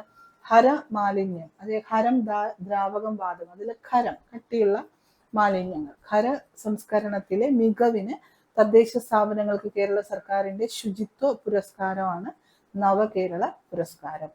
അടുത്ത് നോക്കിയേ, ഒരു ബസ്സിൽ റിയർ വ്യൂ മിറർ ആയി ഉപയോഗിച്ചിരിക്കുന്ന കോൺവെക്സ് ദർപ്പണത്തിന്റെ ഫോക്കസ് ദൂരം 0.5 മീറ്റർ ആണ്. ഇതിന്റെ വക്രത ആരം എത്രയായിരിക്കും? ഓപ്ഷൻ എ ആണ് 1 മീറ്റർ ആണ്. ധ്രുവ പ്രദേശത്ത് നിന്നും ഭൂമധ്യരേഖ പ്രദേശത്തേക്ക് പോകുന്തോറും ഭൂഗുരുത്വ ത്വരണത്തിന്റെ മൂല്യം എത്രയായിരിക്കും? ഓപ്ഷൻ ബി ആണ്, ഇത് കുറയുകയാണ് ചെയ്യുന്നത്. ധ്രുവ പ്രദേശത്ത് നിന്നും ഭൂമധ്യരേഖ പ്രദേശത്തേക്ക് പോകുന്തോറും ധ്രുവ പ്രദേശത്ത് നിന്ന് പോളാർ റീജിയൻസിൽ നിന്ന് ഭൂമധ്യരേഖ പ്രദേശത്തേക്ക് വരുന്തോറും എന്ത് ചെയ്യും? ഭൂഗുരുത്വ ത്വരണത്തിന്റെ മൂല്യം എന്ത് ചെയ്യുന്നു? കുറയുകയാണ് ചെയ്യുന്നത്. അടുത്ത് നോക്കിയേ, ഒരു വസ്തുവിന്റെ സ്ഥാനാന്തരം സമയത്തിന്റെ വർഗത്തിന് ആനുപാതികമെങ്കിൽ ആ വസ്തുവിന്റെ ചലനം എങ്ങനെയായിരിക്കും? ത്വരണം കൂടുകയായിരിക്കും ചെയ്യുന്നത്. ഓക്കെ, അടുത്ത് അഷ്ടക നിയമം പാലിക്കാത്ത 0 ഗ്രൂപ്പ് മൂലകം ഏതാണ്? അഷ്ടക നിയമം പാലിക്കാത്ത 0 ഗ്രൂപ്പ് മൂലകം ഹീലിയം ആണ്. ഡയമണ്ടിന്റെ മഞ്ഞ നിറത്തിന് കാരണമായ മൂലകം ഇത് ഒരുപാട് തവണ ചോദിച്ചിട്ടുള്ള ഒരു ചോദ്യമാണിത്. നൈട്രജൻ ആണ്. നൈട്രജൻ ആണ് ഡയമണ്ടിന്റെ മഞ്ഞ നിറത്തിന് കാരണമായ മൂലകം. ഒന്നാം ലോക മഹായുദ്ധത്തിൽ രാസായുധമായി ഉപയോഗിച്ച മൂലകം ഏതാണ്? ഓപ്ഷൻ എ ആണ്, ക്ലോറിൻ ആണ് കേട്ടോ. ക്ലോറിൻ ആണ് ഒന്നാം ലോക മഹായുദ്ധത്തിൽ രാസായുധമായി ഉപയോഗിച്ച മൂലകം. ഖ്യാൽ എന്ന മനോഹരമായ സംഗീത രൂപത്തിലൂടെ ഹിന്ദുസ്ഥാനി സംഗീതത്തിന് അടിത്തറ പാകിയ വ്യക്തി ആരാണ്? അമീർ ഖുസ്രു ആണ്. ഖ്യാൽ അല്ലെങ്കിൽ ഖയാൽ എന്നൊക്കെ പറയും. ഖ്യാൽ എന്നോ ഹയാൽ എന്നൊക്കെ പറയും. അപ്പൊ ഇതിന് അടിത്തറ പാകിയ വ്യക്തി ആരാണ്? അമീർ ഖുസ്രു ആണ്. അടുത്ത്, കായിക രംഗത്തെ മികച്ച പ്രകടനത്തിന് ഇന്ത്യയിൽ നൽകുന്ന ഏറ്റവും ഉയർന്ന അവാർഡ് ഏതാണ്? ഓപ്ഷൻ സി ആണ്, മേജർ ധ്യാൻചന്ദ് ഖേൽ രത്ന അവാർഡാണ്. ഖേൽ രത്ന അവാർഡ്. ഗോവിന്ദൻകുട്ടി എന്ന കഥാപാത്രം MD വാസുദേവൻ നായരുടെ ഏത് കൃതിയുമായാണ് ബന്ധപ്പെട്ടിരിക്കുന്നത്? ഓപ്ഷൻ ഡി ആണ്, അസുരവിത്ത്. അയ്യങ്കാളി വള്ളംകളി ഏത് കായലിലാണ് നടക്കുന്നത്? വെള്ളായണി കായലാണ്. വെള്ളായണി കായലിന്റെ പ്രത്യേകത എന്താണ്? സൗത്ത് കേരളയിലെ അല്ലെ, കേരളത്തിന്റെ തെക്ക് ഭാഗത്തെ ഏറ്റവും വലിയ ശുദ്ധജല തടാകമാണ് വെള്ളായണി കായൽ. അടുത്ത്, ടോക്കിയോ പാരാലിമ്പിക്സിൽ 2 മെഡലുകൾ നേടിയ ഇന്ത്യൻ വനിത. ഇത് ആ ഒരു സമയത്തെ കറണ്ട് അഫയർ ആണ്. അവനി ലേഖരയാണ്. 2020 എഴുത്തച്ഛൻ പുരസ്കാര ജേതാവ് ആരാണ്? 2020 എഴുത്തച്ഛൻ പുരസ്കാര ജേതാവ് പോൾ സക്കറിയാണ്. ഇനി MAN, മാനിന്റെ പൂർണ്ണരൂപം എന്താണ്? മാനിന്റെ പൂർണ്ണരൂപം മെട്രോപൊളിറ്റൻ ഏരിയ നെറ്റ്വർക്ക്. നമ്മൾ കമ്പ്യൂട്ടറിന്റെ നെറ്റ്വർക്കുകളെ LAN എന്നും മാൻ എന്നും പാൻ എന്നും 3ആയിട്ട് ക്ലാസിഫൈ ചെയ്യുന്നുണ്ട്. LAN എന്ന് പറഞ്ഞാൽ ലോക്കൽ ഏരിയ നെറ്റ്വർക്ക്, മാൻ എന്ന് പറഞ്ഞാൽ മെട്രോപൊളിറ്റൻ ഏരിയ നെറ്റ്വർക്ക്, പാൻ എന്ന് പറഞ്ഞാൽ എന്താണ്? Personal area network. ഇനി വാനും കൂടെ ഉണ്ട്. വാൻ എന്ന് പറഞ്ഞാൽ വൈഡ് ഏരിയ നെറ്റ്വർക്ക്. ഇനി അടുത്ത ക്വസ്റ്റ്യൻ നോക്കിയേ, മോസില്ല ഫയർഫോക്സ് എന്തിന് ഉദാഹരണമാണ്? മോസില്ല ഫയർഫോക്സ് എന്ന് പറഞ്ഞാൽ ഒരു ബ്രൗസർ ആണ് അല്ലെ. ഓക്കെ, മോസില്ല ഫയർഫോക്സ് പോലെ തന്നെ ഈയിടെയായി പ്രവർത്തനം നിർത്തിയ ഒരു ബ്രൗസർ ആണ് എന്ത്? Internet explorer. പണ്ട് എല്ലാവരും കോമൺ ആയിട്ട് ഉപയോഗിച്ചുകൊണ്ടിരുന്നതാണ്. ഈ ഇടക്കാലത്തായി ഉപയോഗം നിർത്തിയ ഒരു ബ്രൗസർ ആണ് ഇന്റർനെറ്റ് എക്സ്പ്ലോറർ. ഓക്കെ, അതുപോലെ തന്നെ വേറൊരു ബ്രൗസറിന് ഉദാഹരണമാണ് ക്രോം. ഓക്കെ, സെർച്ച് എഞ്ചിൻ ഉദാഹരണം എന്താണ്? ഗൂഗിൾ ഒക്കെ, ബിങ് ഒക്കെ സെർച്ച് എഞ്ചിൻ ഉദാഹരണമാണ്. ഇനി വെബ്സൈറ്റ് എന്ന് പറഞ്ഞാൽ എന്താണ്? കുറെ വെബ് പേജുകളുടെ ഒരു ഗ്രൂപ്പാണ് വെബ്സൈറ്റ് അല്ലെ. സോഷ്യൽ മീഡിയ എന്ന് പറഞ്ഞാൽ ഫേസ്ബുക്ക്, ട്വിറ്റർ, ഇതൊക്കെ സോഷ്യൽ മീഡിയയാണ്. ഇനി അടുത്ത് നോക്കിയേ, ഇന്ത്യൻ മഹാസമുദ്ര മേഖലയിൽ നാവിഗേഷൻ ആവശ്യങ്ങൾക്കായി ISRO തദ്ദേശീയമായി വികസിപ്പിച്ചെടുത്ത സിസ്റ്റം ഇവയിൽ ഏതാണ്? IRNSS ആണ് കേട്ടോ. IRNSS ഓപ്ഷൻ ഡി ആണ്. താഴെ പറയുന്നവയിൽ ഓളറ്റൈൽ മെമ്മറി ഏതാണ്? ഇതിൽ ഓളറ്റൈൽ മെമ്മറിയാണ് കാണേണ്ടത്. റാം ആണ്. റാം ഒരു ഓളറ്റൈൽ മെമ്മറിയാണ്. ഒത്തിരി തവണ ചോദിച്ചൊരു ക്വസ്റ്റ്യൻ ആണിത്. ഇനി മുഖ്യ വിവരാവകാശ കമ്മീഷണറെയും മറ്റു കേന്ദ്ര വിവരാവകാശ കമ്മീഷണർമാരെയും തിരഞ്ഞെടുക്കാനുള്ള കമ്മിറ്റിയിൽ അംഗമല്ലാത്തത് ഇതിലാരാണ്? ആരാണ്? സുപ്രീം കോടതി ചീഫ് ജസ്റ്റിസ് ആണ് അല്ലെ. ഇന്ത്യൻ പ്രധാനമന്ത്രി, ലോക്സഭ പ്രതിപക്ഷ നേതാവ്, പ്രധാനമന്ത്രി നിയമിക്കുന്ന കേന്ദ്ര ക്യാബിനറ്റ് മന്ത്രി, ഇവരൊക്കെ ഇതിൽ അംഗമായിട്ടുള്ളതാണ്.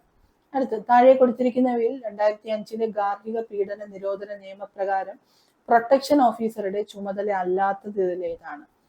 നോക്കിയേ, ബന്ധപ്പെട്ട മന്ത്രാലയങ്ങളെയും NGOകളെയും സേവനങ്ങൾ ഏകോപിപ്പിക്കുക എന്നുള്ളത് ഇതില് ഈ ഒരു ഗാർഹിക പീഡന നിയമം 2005 പ്രകാരം പ്രൊട്ടക്ഷൻ ഓഫീസറുടെ ചുമതലയല്ല. ബാക്കിയൊക്കെ അദ്ദേഹത്തിന്റെ ചുമതലയാണ്. സങ്കടപ്പെട്ട വ്യക്തിക്ക് ലീഗൽ സർവീസ് അതോറിറ്റി നിയമപ്രകാരം നിയമസഹായം ഉറപ്പുവരുത്തുക, മജിസ്ട്രേറ്റിനെ അദ്ദേഹത്തിന്റെ ചുമതലകൾ നിർവഹിക്കാൻ സഹായിക്കുക, ഗാർഹിക സംഭവത്തെക്കുറിച്ച് റിപ്പോർട്ട് തയ്യാറാക്കുക. ഇതൊക്കെ പ്രൊട്ടക്ഷൻ ഓഫീസറുടെ ചുമതലയാണ്. അപ്പൊ അല്ലാത്തത് ഓപ്ഷൻ എ മാത്രമാണ്. അടുത്ത് നോക്കിയേ, നിർമ്മാതാവോ സേവനദാതാവോ നൽകുന്ന തെറ്റോ തെറ്റിദ്ധരിപ്പിക്കുന്നതോ ആയ പരസ്യങ്ങൾക്ക് 2019 ഉപഭോക്തൃ സംരക്ഷണ നിയമപ്രകാരം ചുമത്തുന്ന പരമാവധി ശിക്ഷ എത്രയാണ്? 2 വർഷം വരെ ജയിൽവാസവും 10 ലക്ഷം രൂപ പിഴയുമാണ്. ഓപ്ഷൻ എ ആണ് ആൻസർ. അടുത്ത ചോദ്യം നോക്കിയേ. താഴെ കൊടുത്തിരിക്കുന്നവയിൽ ഏതൊക്കെയാണ് ബേട്ടി ബച്ചാവോ ബേട്ടി പഠാവോ ഈ സ്കീമിന്റെ ബേട്ടി ബച്ചാവോ ബേട്ടി പഠാവോ യോജനയുടെ പ്രധാന ലക്ഷ്യങ്ങൾ ഏതൊക്കെയാണെന്നുള്ളതാണ്. പെൺകുട്ടികളുടെ നിലനിൽപ്പും സംരക്ഷണവും ഉറപ്പുവരുത്തുക, പെൺകുട്ടികളുടെ വിദ്യാഭ്യാസവും പങ്കാളിത്തവും ഉറപ്പുവരുത്തുക, ലിംഗാധിഷ്ഠിത ഗർഭചിത്രം തടയുക. ഇതിൽ പെൺകുട്ടികൾക്ക് തൊഴിലധിഷ്ഠിത പരിശീലനം ഉറപ്പുവരുത്തുക ഈ ഒരു പദ്ധതിയുടെ ഉള്ളിൽ വരുന്നതല്ല. അപ്പൊ ഇതിൽ വരുന്ന ഏതൊക്കെയാണ്? 1, 3, 4 ആണ്. ഓപ്ഷൻ ഡി ആണ് ആൻസർ. അടുത്ത ചോദ്യം നോക്കി. 2023 അസിസ്റ്റന്റ് സെയിൽസ്മാൻ പരീക്ഷയുടെ ക്വസ്റ്റ്യൻ പേപ്പറും അതിന്റെ ആൻസറുമാണ് നമ്മൾ അടുത്ത. ഒന്നാമത്തെ ചോദ്യം നോക്കി. 1857 ഒന്നാം സ്വാതന്ത്ര്യ സമരത്തോടനുബന്ധിച്ച് ഇന്ത്യയുടെ ചക്രവർത്തിയായി പ്രഖ്യാപിക്കപ്പെട്ട മുഗൾ വംശജൻ ഏത് വ്യക്തിയായിരുന്നു ഇന്ത്യയുടെ ചക്രവർത്തിയായി പ്രഖ്യാപിച്ചത്? ബഹദൂർ ഷാ രണ്ടാമനെ അല്ലെ ബഹദൂർ ഷാ സെക്കൻഡിനെയാണ് 1857 ഒന്നാം സ്വാതന്ത്ര്യ സമരത്തോടനുബന്ധിച്ച് ഇന്ത്യയുടെ ചക്രവർത്തിയായി പ്രഖ്യാപിച്ചത്. രണ്ടാമത്തെ ചോദ്യം നോക്കി. സാമ്പത്തിക ചോർച്ചാ സിദ്ധാന്തം ആദ്യമായി അവതരിപ്പിച്ച ഇന്ത്യക്കാരൻ ആരായിരുന്നു? ഓപ്ഷൻ ഡി ആണ് ദാദാഭായ് നവറോജി. അതുപോലെ എപ്പോഴും ചോദിക്കാറുള്ള ഒരു പുസ്തകമാണ് അദ്ദേഹത്തിൻ്റെത്, poverty and un-British rule in India. ഇപ്പൊ ഈ പുസ്തകം എഴുതിയത് ആരാണെന്ന് ചോദിക്കും. Poverty and un-British rule in India എന്ന പുസ്തകം എഴുതിയ ആരാണ്? ദാദാഭായ് നവറോജിയാണ്. അതുപോലെ തന്നെ ഡ്രെയിൻ ഓഫ് വെൽത്ത് എന്ന് പറയുന്ന പുസ്തകം എഴുതിയത് അദ്ദേഹമാണ്. ഇനി ചോർച്ചാ സിദ്ധാന്തം അവതരിപ്പിച്ച ഈ ഒരു ചോദ്യം ഒരുപാട് തവണ ചോദിച്ചിട്ടുണ്ട്. ഡ്രെയിൻ ഓഫ് വെൽത്ത് ഈ ഒരു തിയറി ആദ്യമായി അവതരിപ്പിച്ചത് അദ്ദേഹമാണ്. അതുപോലെ തന്നെ grand old man of India അല്ലെങ്കിൽ ഇന്ത്യയുടെ വന്ധ്യ വയോധികൻ എന്നറിയപ്പെടുന്ന അദ്ദേഹമാണ്. അത് മാത്രമല്ല അൺഒഫീഷ്യൽ അംബാസിഡർ ഓഫ് ഇന്ത്യ എന്നറിയപ്പെടുന്നത് അദ്ദേഹം തന്നെയാണ്. അടുത്ത ചോദ്യം നോക്കിയേ. അമേരിക്കൻ ഭരണഘടന തയ്യാറാക്കുന്നതിന് ചേർന്ന ഭരണഘടനാ കൺവെൻഷന് നേതൃത്വം നൽകിയത് ആരാണ്? ജെയിംസ് മാഡിസൺ ആണ്. അപ്പൊ നമ്മളിത് പഠിച്ചിട്ടുണ്ട്. അമേരിക്കൻ ഭരണഘടന തയ്യാറാക്കിയ ജെയിംസ് മാഡിസൺ ആണെന്നുള്ളത്. രക്തരൂക്ഷിതമായ ഞായറാഴ്ച ഏത് രാജ്യത്തിന്റെ സമരങ്ങളുമായി ബന്ധപ്പെട്ടതാണ്? റഷ്യൻ വിപ്ലവവുമായി ബന്ധപ്പെട്ടിട്ടുള്ളതാണ് രക്തരൂക്ഷിതമായ ഞായറാഴ്ച. അടുത്ത് നോക്കി. 2021 ടോക്കിയോ ഒളിമ്പിക്സിൽ ഇന്ത്യക്ക് വേണ്ടി അത്ലറ്റിക്സിൽ ആദ്യ സ്വർണം നേടിയ നീരജ് ചോപ്ര ഏത് സംസ്ഥാനക്കാരാണ്? അദ്ദേഹം ഹരിയാനക്കാരനാണ് അല്ലെ ഹരിയാനക്കാരനാണ്. ഭൗമഘടനയിൽ ഹോമോ വിച്ഛിന്നതയെ സംബന്ധിച്ച് ചുവടെ നൽകിയിരിക്കുന്ന ശരിയായ പ്രസ്താവനകൾ ഏതൊക്കെയാണ്? അപ്പൊ ഹോമോ വിച്ഛിന്നത, ഹോമോ അല്ല സോറി മോഹോ ആണ് കേട്ടോ. മൊഹറോവിക് ഡിസ്കണ്ടിന്യൂറ്റി അല്ലെങ്കിൽ മോഹോ വിച്ഛിന്നത എന്ന് പറയും. ഇതുമായി സംബന്ധിച്ച് ശരിയായ പ്രസ്താവനയാണ് നമുക്ക് കാണേണ്ടത്.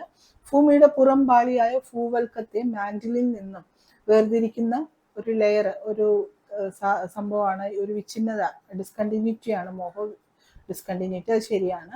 മോഹോ വിച്ഛിന്നതയിൽ തുടങ്ങി 2900 കിലോമീറ്റർ ആഴം വരെ മാന്റിൽ വ്യാപിച്ചിരിക്കുന്നു. അതും ശരിയാണ്. മറ്റതൊക്കെ ഇവിടെ തെറ്റാണ്. ശിലാദ്രവത്തിന്റെ പ്രഭാവ മണ്ഡലമാണ് മോഹോ വിച്ഛിന്നത എന്നുള്ളത്. ശിലാദ്രവമൊക്കെ അസ്തനോസ്ഫിയറിലാണ് കാണപ്പെടുന്നത്. 2, 3 ഇവിടെ തെറ്റാണ്. അപ്പോൾ ഓപ്ഷൻ എ 1, 2 മാത്രമാണ് ഇവിടെ ശരിയായിട്ടുള്ളത്. അടുത്ത ചുവടെ നൽകിയിരിക്കുന്നവയിൽ ഏത് നദിയാണ് വടക്ക് പടിഞ്ഞാറ് ദിശയിലേക്ക് ലഡാക്ക്, സസ്കർ എന്നീ മലനിരകളിലൂടെ ഒഴുകുന്നത്? ഓപ്ഷൻ ഡി ആണ് സിന്ധു നദിയാണ്. അടുത്ത നോക്കിയേ. തിരുവനന്തപുരത്ത് ഭൗമോപരിതലത്തിൽ സ്ഥാപിച്ചിരിക്കുന്ന ഒരു തെർമോമീറ്ററിൽ ഇന്ന് ഉച്ചയ്ക്ക് 2 മണിക്ക് അന്തരീക്ഷ ഊഷ്മാവ് 25 ഡിഗ്രി സെൽഷ്യസ് രേഖപ്പെടുത്തുന്നുവെങ്കിൽ ക്രമമായ താപനഷ്ട നിരക്കിന് നേരെ 165 മീറ്റർ ഉയരത്തിൽ അന്തരീക്ഷ ഊഷ്മാവ് എത്രയായിരിക്കും എന്നുള്ളതാണ് ആൻസർ. 24 ഡിഗ്രി സെൽഷ്യസ് ആണ്. കേരളത്തിലെ അച്ഛൻ കോവിൽ ഏത് ജൈവ മണ്ഡല സംരക്ഷണ മേഖലയിൽ സ്ഥിതി ചെയ്യുന്നത്? അല്ലെങ്കിൽ ഏത് ബയോസ്ഫിയർ റിസർവിലാണ് കേരളത്തിലെ അച്ഛൻ കോവിൽ സ്ഥിതി ചെയ്യുന്നത്? അഗസ്ത്യമല ബയോസ്ഫിയർ റിസർവിലാണ്. ഇന്ത്യയിലെ ആദ്യ ഗ്രീൻ ഹൈഡ്രജൻ മൊബിലിറ്റി പദ്ധതി നടപ്പിലാക്കുന്നതിന് NTPCയുടെ കരാർ ഒപ്പിട്ട സംസ്ഥാനം അല്ലെങ്കിൽ കേന്ദ്രഭരണ പ്രദേശം ഏതാണ്? ലഡാക്ക് ആണ് കേട്ടോ, ലഡാക്ക്. താഴെ തന്നിരിക്കുന്നവയിൽ ശരിയായ പ്രസ്താവനകൾ ഏതെല്ലാം? ശരിയായിട്ടുള്ളതാണ് കാണേണ്ടത്. ഓക്കെ. ഇന്ത്യയിൽ പ്ലാനിംഗ് കമ്മീഷൻ സ്ഥാപിതമായത് 1950 ശരിയാണ്. പ്ലാനിംഗ് കമ്മീഷൻ ഒരു ഭരണഘടനാ സ്ഥാപനമാണെന്നുള്ളത് ഇവിടെ തെറ്റാണ്. അടുത്ത നോക്കിയേ. പ്ലാനിംഗ് കമ്മീഷൻ ഒരു ഉപദേശക സമിതിയാണ്. ശരിയാണ്. പ്ലാനിംഗ് കമ്മീഷന് പകരം നിതി ആയോഗ് എന്ന സ്ഥാപനം നിലവിൽ വന്നത് 2018 അത് തെറ്റാണ്. അപ്പോൾ ഇവിടെ ശരിയായിട്ടുള്ളത് ഏതൊക്കെയാണ്? 1ഉം 3ഉം മാത്രം. ഓപ്ഷൻ ബി ആണ്. അടുത്ത് നോക്കി, ചേരുംപടി ചേർക്കുക. ഹരിത വിപ്ലവം, ധവള വിപ്ലവം ഇങ്ങനെ പറഞ്ഞു തന്നിട്ടുണ്ട്. ഇതിനെ ചേരുംപടി ചേർക്കുക. ഇതിൽ ഏതാണ് ശരിയായിട്ടുള്ളത്? ഒന്നാമത്തെ ഹരിത വിപ്ലവം. ഹരിത വിപ്ലവം എന്തുമായിട്ട് ബന്ധപ്പെട്ടിരിക്കുന്നു? നമ്മൾ നേരത്തെ പറഞ്ഞു അല്ലെ, ഭക്ഷ്യ ഉൽപാദനവുമായി ബന്ധപ്പെട്ടിട്ടുള്ളതാണ് ഹരിത വിപ്ലവം. രണ്ടാമത്തെ ധവള വിപ്ലവമാണെങ്കിലോ പാൽ ഉൽപാദനവുമായി ബന്ധപ്പെട്ടതാണ് ധവള വിപ്ലവം. നീല വിപ്ലവം ആണെങ്കിലോ മത്സ്യ ഉൽപാദനവുമായി ബന്ധപ്പെട്ടതാണ്. അതുപോലെ തന്നെ മഞ്ഞ വിപ്ലവം ആണെങ്കിലോ മഞ്ഞ വിപ്ലവം എണ്ണക്കുരു ഉൽപാദനവുമായി ബന്ധപ്പെട്ടതാണ്. ഇനി സുവർണ വിപ്ലവം എന്ന് പറഞ്ഞാൽ എന്താണ്? പഴം, പച്ചക്കറി ഇവയുടെ ഉൽപാദനവുമായി ബന്ധപ്പെട്ടതാണ് സുവർണ വിപ്ലവം. അടുത്ത് നോക്കിയേ, 2011 സെൻസസ് റിപ്പോർട്ട് അനുസരിച്ച് സ്ത്രീ പുരുഷ അനുപാതത്തിന്റെ അടിസ്ഥാനത്തിൽ ഇന്ത്യൻ സംസ്ഥാനങ്ങളെ അല്ലെങ്കിൽ കേന്ദ്രഭരണ പ്രദേശങ്ങളെ ക്രമപ്പെടുത്തുക. ഇന്ത്യൻ സംസ്ഥാനങ്ങളെ ക്രമപ്പെടുത്തിയത് നമുക്കറിയാം. ഏറ്റവും കൂടുതൽ സെക്സ് റേഷ്യോ ഉള്ളത് കേരളത്തിനാണ്. അപ്പൊ കേരളമാണ് ആദ്യം വരുന്നത്. കേരളം ഇവിടെ 4 ആണ്. ഇവിടെ എല്ലാത്തിലും 4 തന്നെ വന്നിട്ടുണ്ട്. അതുപോലെ രണ്ടാമതായിട്ട് വരുന്നത് ഏതാണ്? ആദ്യം കേരളമാണ്, പിന്നെ വരുന്നത് പുതുച്ചേരിയാണ്, മൂന്നാമതായിട്ട് വരുന്നത് തമിഴ്നാട്, നാലാമതായിട്ട് വരുന്നത് ഛത്തീസ്ഗഡുമാണ്. ഓക്കെ, ഈ ഒരു ക്രോണോളജി പഠിച്ചു വെച്ചിരുന്നാൽ നന്നായിരിക്കും. ഇതുപോലെ ചോദിക്കും.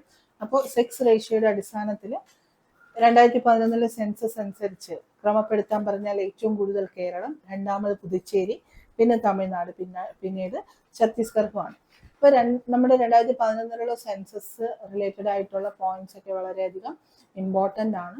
നമുക്ക് ജസ്റ്റ് അതിലുള്ള പോയിന്റ്സ് ഒന്ന് നോക്കി പോവാം. ഇപ്പൊ സെൻസസിന്റെ പ്രധാനപ്പെട്ട പോയിന്റ്സ് നോക്കാം. ഫസ്റ്റ് നോക്കി, ഏറ്റവും കൂടുതൽ പോപ്പുലേഷൻ ഡെൻസിറ്റി ഉള്ള സ്റ്റേറ്റ് ഏതാണ്? പോപ്പുലേഷൻ ഉള്ളതല്ല, ഏറ്റവും കൂടുതൽ പോപ്പുലേഷൻ ഡെൻസിറ്റി ഉള്ള സ്റ്റേറ്റ് ബീഹാർ ആണ്. അപ്പൊ ഏറ്റവും പോപ്പുലേഷൻ ഡെൻസിറ്റി ഏറ്റവും കുറവുള്ള ലോവസ്റ്റ് ആയിട്ടുള്ള സംസ്ഥാനം ഏതാണ്? അരുണാചൽ പ്രദേശാണ്. അരുണാചൽ പ്രദേശാണ് ഡെൻസിറ്റി പോപ്പുലേഷൻ ഏറ്റവും കുറവുള്ള സംസ്ഥാനം. ഇനി ഏറ്റവും പോപ്പുലേഷൻ ഏറ്റവും കുറവുള്ള യൂണിയൻ ടെറിട്ടറി ഏതാണ്? ലക്ഷദ്വീപാണ് കേട്ടോ. ലക്ഷദ്വീപാണ് ഏറ്റവും കുറവ് പോപ്പുലേഷൻ ഉള്ള കേന്ദ്രഭരണ പ്രദേശം. ഇനി പോപ്പുലേഷൻ ഏറ്റവും കൂടുതലുള്ള സ്റ്റേറ്റ് ഏതാണ്?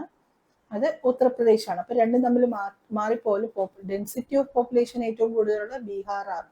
എന്താണ് ഡെൻസിറ്റി ഓഫ് പോപ്പുലേഷൻ? ഒരു സ്ക്വയർ ഏരിയയിൽ എത്ര ആൾക്കാർ തിങ്ങി നിറഞ്ഞു നിൽക്കുന്നു, എത്ര ആൾക്കാർ ജീവിക്കുന്നു എന്നുള്ളതാണ് അതിന്റെ ഡെൻസിറ്റി ഓഫ് പോപ്പുലേഷൻ വെച്ച് നമ്മൾ തീരുമാനിക്കുന്നത്. അപ്പൊ ഡെൻസിറ്റി ഓഫ് പോപ്പുലേഷൻ ഏറ്റവും കൂടുതലുള്ളത് ബീഹാറിലാണ്. എന്നാൽ പോപ്പുലേഷൻ ഏറ്റവും കൂടുതലുള്ള എവിടെയാണ്? ഉത്തർപ്രദേശാണ്. ഓക്കെ, അപ്പൊ പോപ്പുലേഷൻ ഏറ്റവും കുറവുള്ള സംസ്ഥാനം ഏതാണ്? ഏറ്റവും കൂടുതലുള്ള ഉത്തർപ്രദേശാണെന്ന് പറഞ്ഞു. ഏറ്റവും കുറവുള്ള പോപ്പുലേഷൻ കുറവുള്ള സ്റ്റേറ്റ് സിക്കിമാണ്. ഇനി സെക്സ് റേഷ്യോ ഏറ്റവും കൂടുതലുള്ള സംസ്ഥാനം കേരളമാണ്. നമ്മൾ മുന്നേ പറഞ്ഞതാണ്. അതുപോലെ സെക്സ് റേഷ്യോ ഏറ്റവും ലോവസ്റ്റ് ആയിട്ടുള്ള കുറവായിട്ടുള്ള സംസ്ഥാനം ഏതാണ്? ഹരിയാനയാണ്. ഇനി ലിറ്ററസി റേറ്റ്, ലിറ്ററസി ഏറ്റവും കൂടുതലുള്ളത് അതും ആർക്കാണ്? കേരളത്തിന് തന്നെയാണ്. ഏറ്റവും കുറവ് ലിറ്ററസി ഉള്ള സംസ്ഥാനം ബീഹാറാണ്. അപ്പൊ ഇത്രയും കാര്യങ്ങൾ ഓർത്തിരിക്കുക. ഡെൻസിറ്റി ഓഫ് പോപ്പുലേഷൻ ഏറ്റവും കൂടുതലുള്ളത് ബീഹാറിനും, ഡെൻസിറ്റി ഓഫ് പോപ്പുലേഷൻ ഏറ്റവും കുറവുള്ളത് ആർക്കാണ്? അരുണാചൽ പ്രദേശിനുമാണ്. പോപ്പുലേഷൻ ഏറ്റവും കുറവുള്ള കേന്ദ്രഭരണ പ്രദേശം ഏതാണ്? ലക്ഷദ്വീപാണ്. ഇനി പോപ്പുലേഷൻ ഏറ്റവും കൂടുതലുള്ള സ്റ്റേറ്റ് ഏതാണ്? യു പി ആണ്. പോപ്പുലേഷൻ ഏറ്റവും കുറവുള്ള സ്റ്റേറ്റ് സിക്കിമാണ്. സെക്സ് റേഷ്യോ സ്ത്രീ പുരുഷ അനുപാതം ഏറ്റവും കൂടുതലുള്ള സംസ്ഥാനം കേരളവും, ഏറ്റവും കുറവുള്ളത് ഹരിയാനയുമാണ്. ലിറ്ററസി റേറ്റ് ആണെങ്കിലോ ഏറ്റവും കൂടുതലുള്ളത് കേരളവും, ഏറ്റവും കുറവുള്ള ഏതാണ്? ബീഹാറുമാണ്. അപ്പൊ ഇത്രയും പോയിന്റ്സ് ഇമ്പോർട്ടൻ്റ് ആണ്, ഒന്ന് നോക്കി വെച്ചേക്കണം. ഇനി നമുക്ക് അടുത്ത ചോദ്യത്തിലോട്ട് പോകാം. അടുത്ത് നോക്കി, റിസർവ് ബാങ്ക് ഓഫ് ഇന്ത്യയുടെ ഇപ്പോഴത്തെ ചെയർമാൻ ആരാണ്? നമ്മളിത് മുന്നേ എക്സ്പ്ലെയിൻ ചെയ്തതാണിത്. ഇതിൽ ഓപ്ഷനിൽ സഞ്ജയ് മൽഹോത്ര ഇല്ല. ആ സമയത്ത് ശക്തികാന്ത ദാസ് ആയിരുന്നു. ഇപ്പോഴാണെങ്കിലോ സഞ്ജയ് മൽഹോത്രയാണ്. അടുത്ത് നോക്കി, താഴെ പറയുന്നവയിൽ ഇന്ത്യൻ പഞ്ചവത്സര പദ്ധതിയുടെ അടിസ്ഥാന ലക്ഷ്യങ്ങൾ ഏതൊക്കെയായിരുന്നു? പഞ്ചവത്സര പദ്ധതിയുടെ അടിസ്ഥാന ലക്ഷ്യങ്ങൾ? സാമ്പത്തിക വളർച്ച, സ്വാശ്രയത്വം, ആധുനികവൽക്കരണം. കയറ്റുമതി 5 ഇയർ പ്ലാനിന്റെ ഒരു ലക്ഷ്യമായിരുന്നില്ല. അപ്പൊ അല്ലാത്തത് 4 ആണ്. 1, 2, 3 ആണ് ഇവിടെ കറക്റ്റ് ആയിട്ടുള്ളത്. ഓപ്ഷൻ എ ആണ് ഇവിടെ കറക്റ്റ്. അടുത്ത് നോക്കിയേ, ജനാധിപത്യേതര ഗവൺമെന്റ് എന്നാൽ എന്താണ്? ജനാധിപത്യേതര ഗവൺമെന്റ് എന്ന് പറഞ്ഞാൽ എന്താണ്?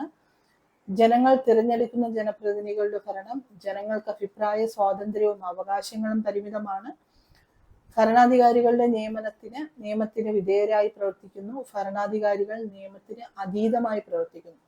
ഓക്കെ, എല്ലാ ഓപ്ഷനും കാണുമ്പോൾ നമുക്ക് വല്ലാതെ തോന്നും അല്ലേ? അപ്പൊ ഇവിടെ കറക്റ്റ് ഓപ്ഷൻ എന്ന് പറഞ്ഞാൽ ശരിയായിട്ടുള്ളത് 2ഉം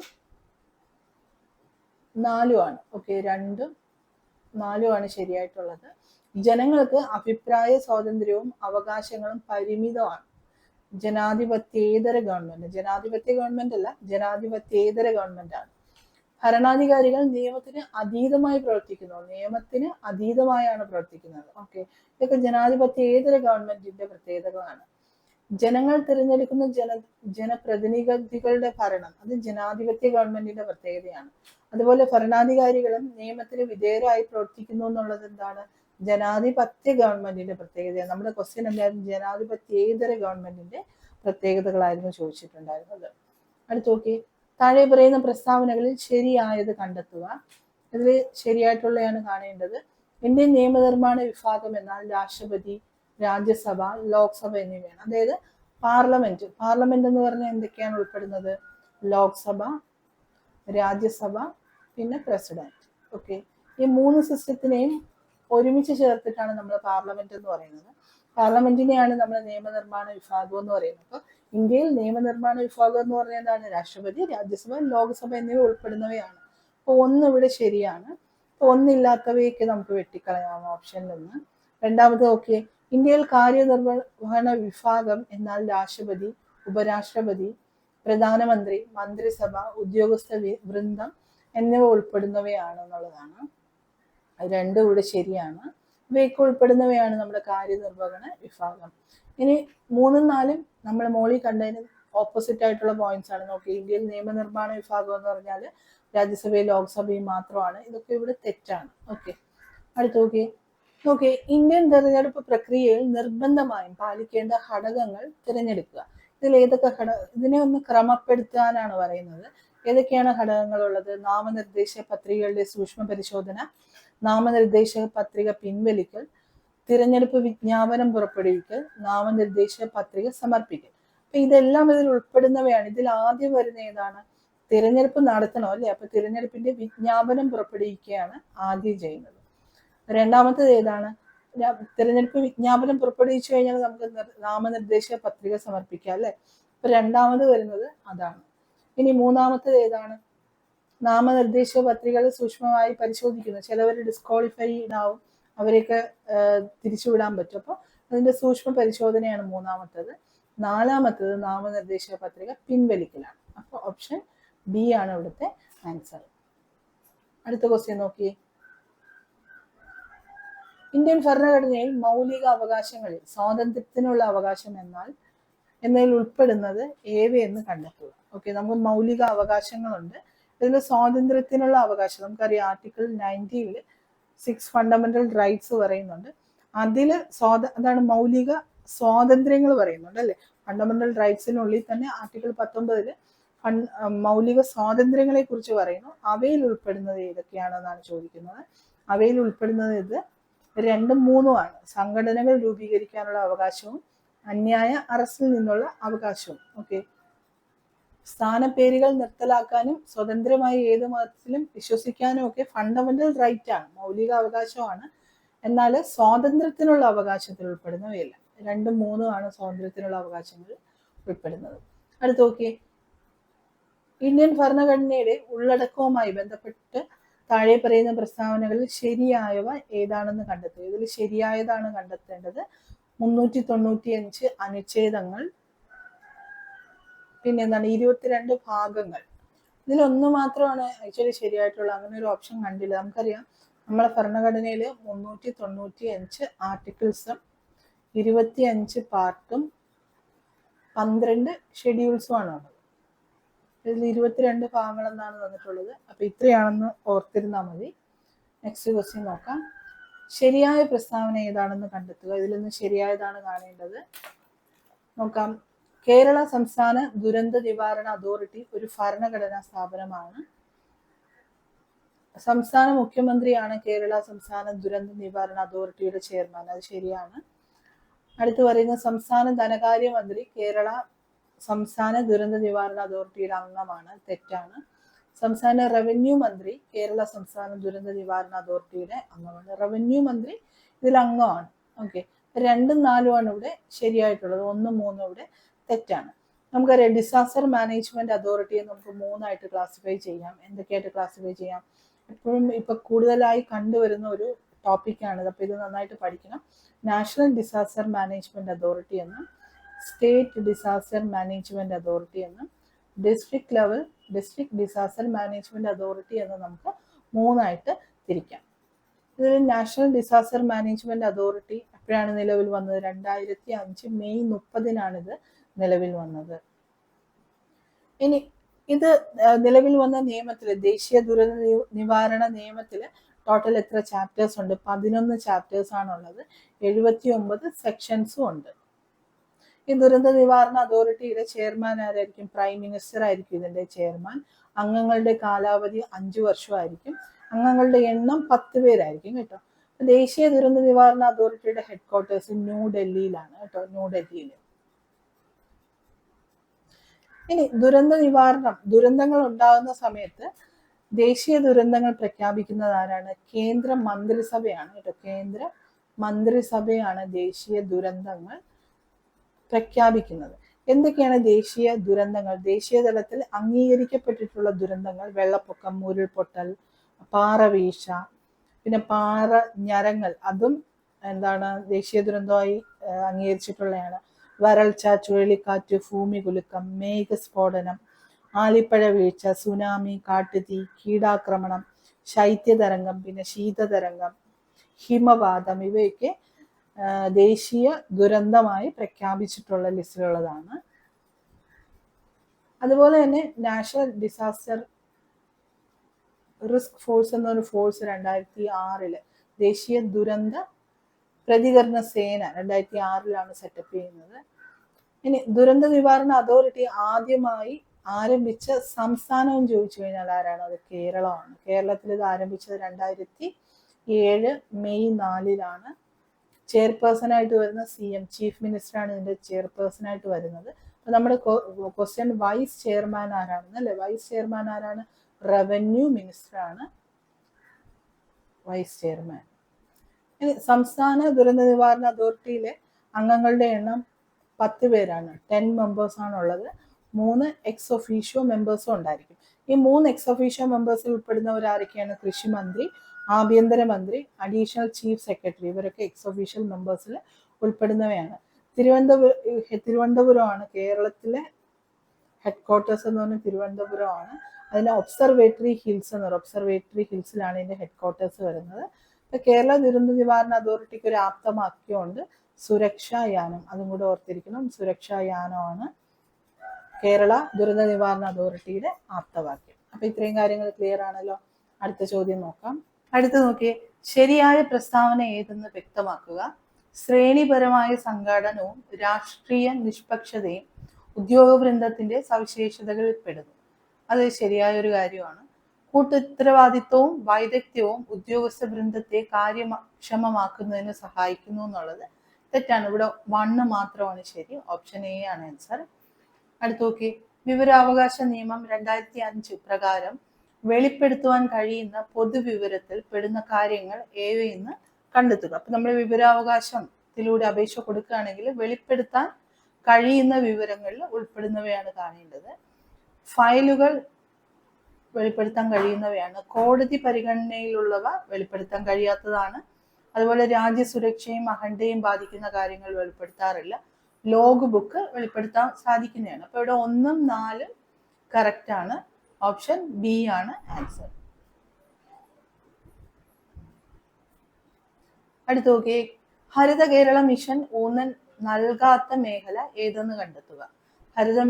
ഹരിത കേരള മിഷൻ ഊന്നൽ നൽകാത്തത് ഏതെന്നാണ് നമുക്ക് കാണേണ്ടത്.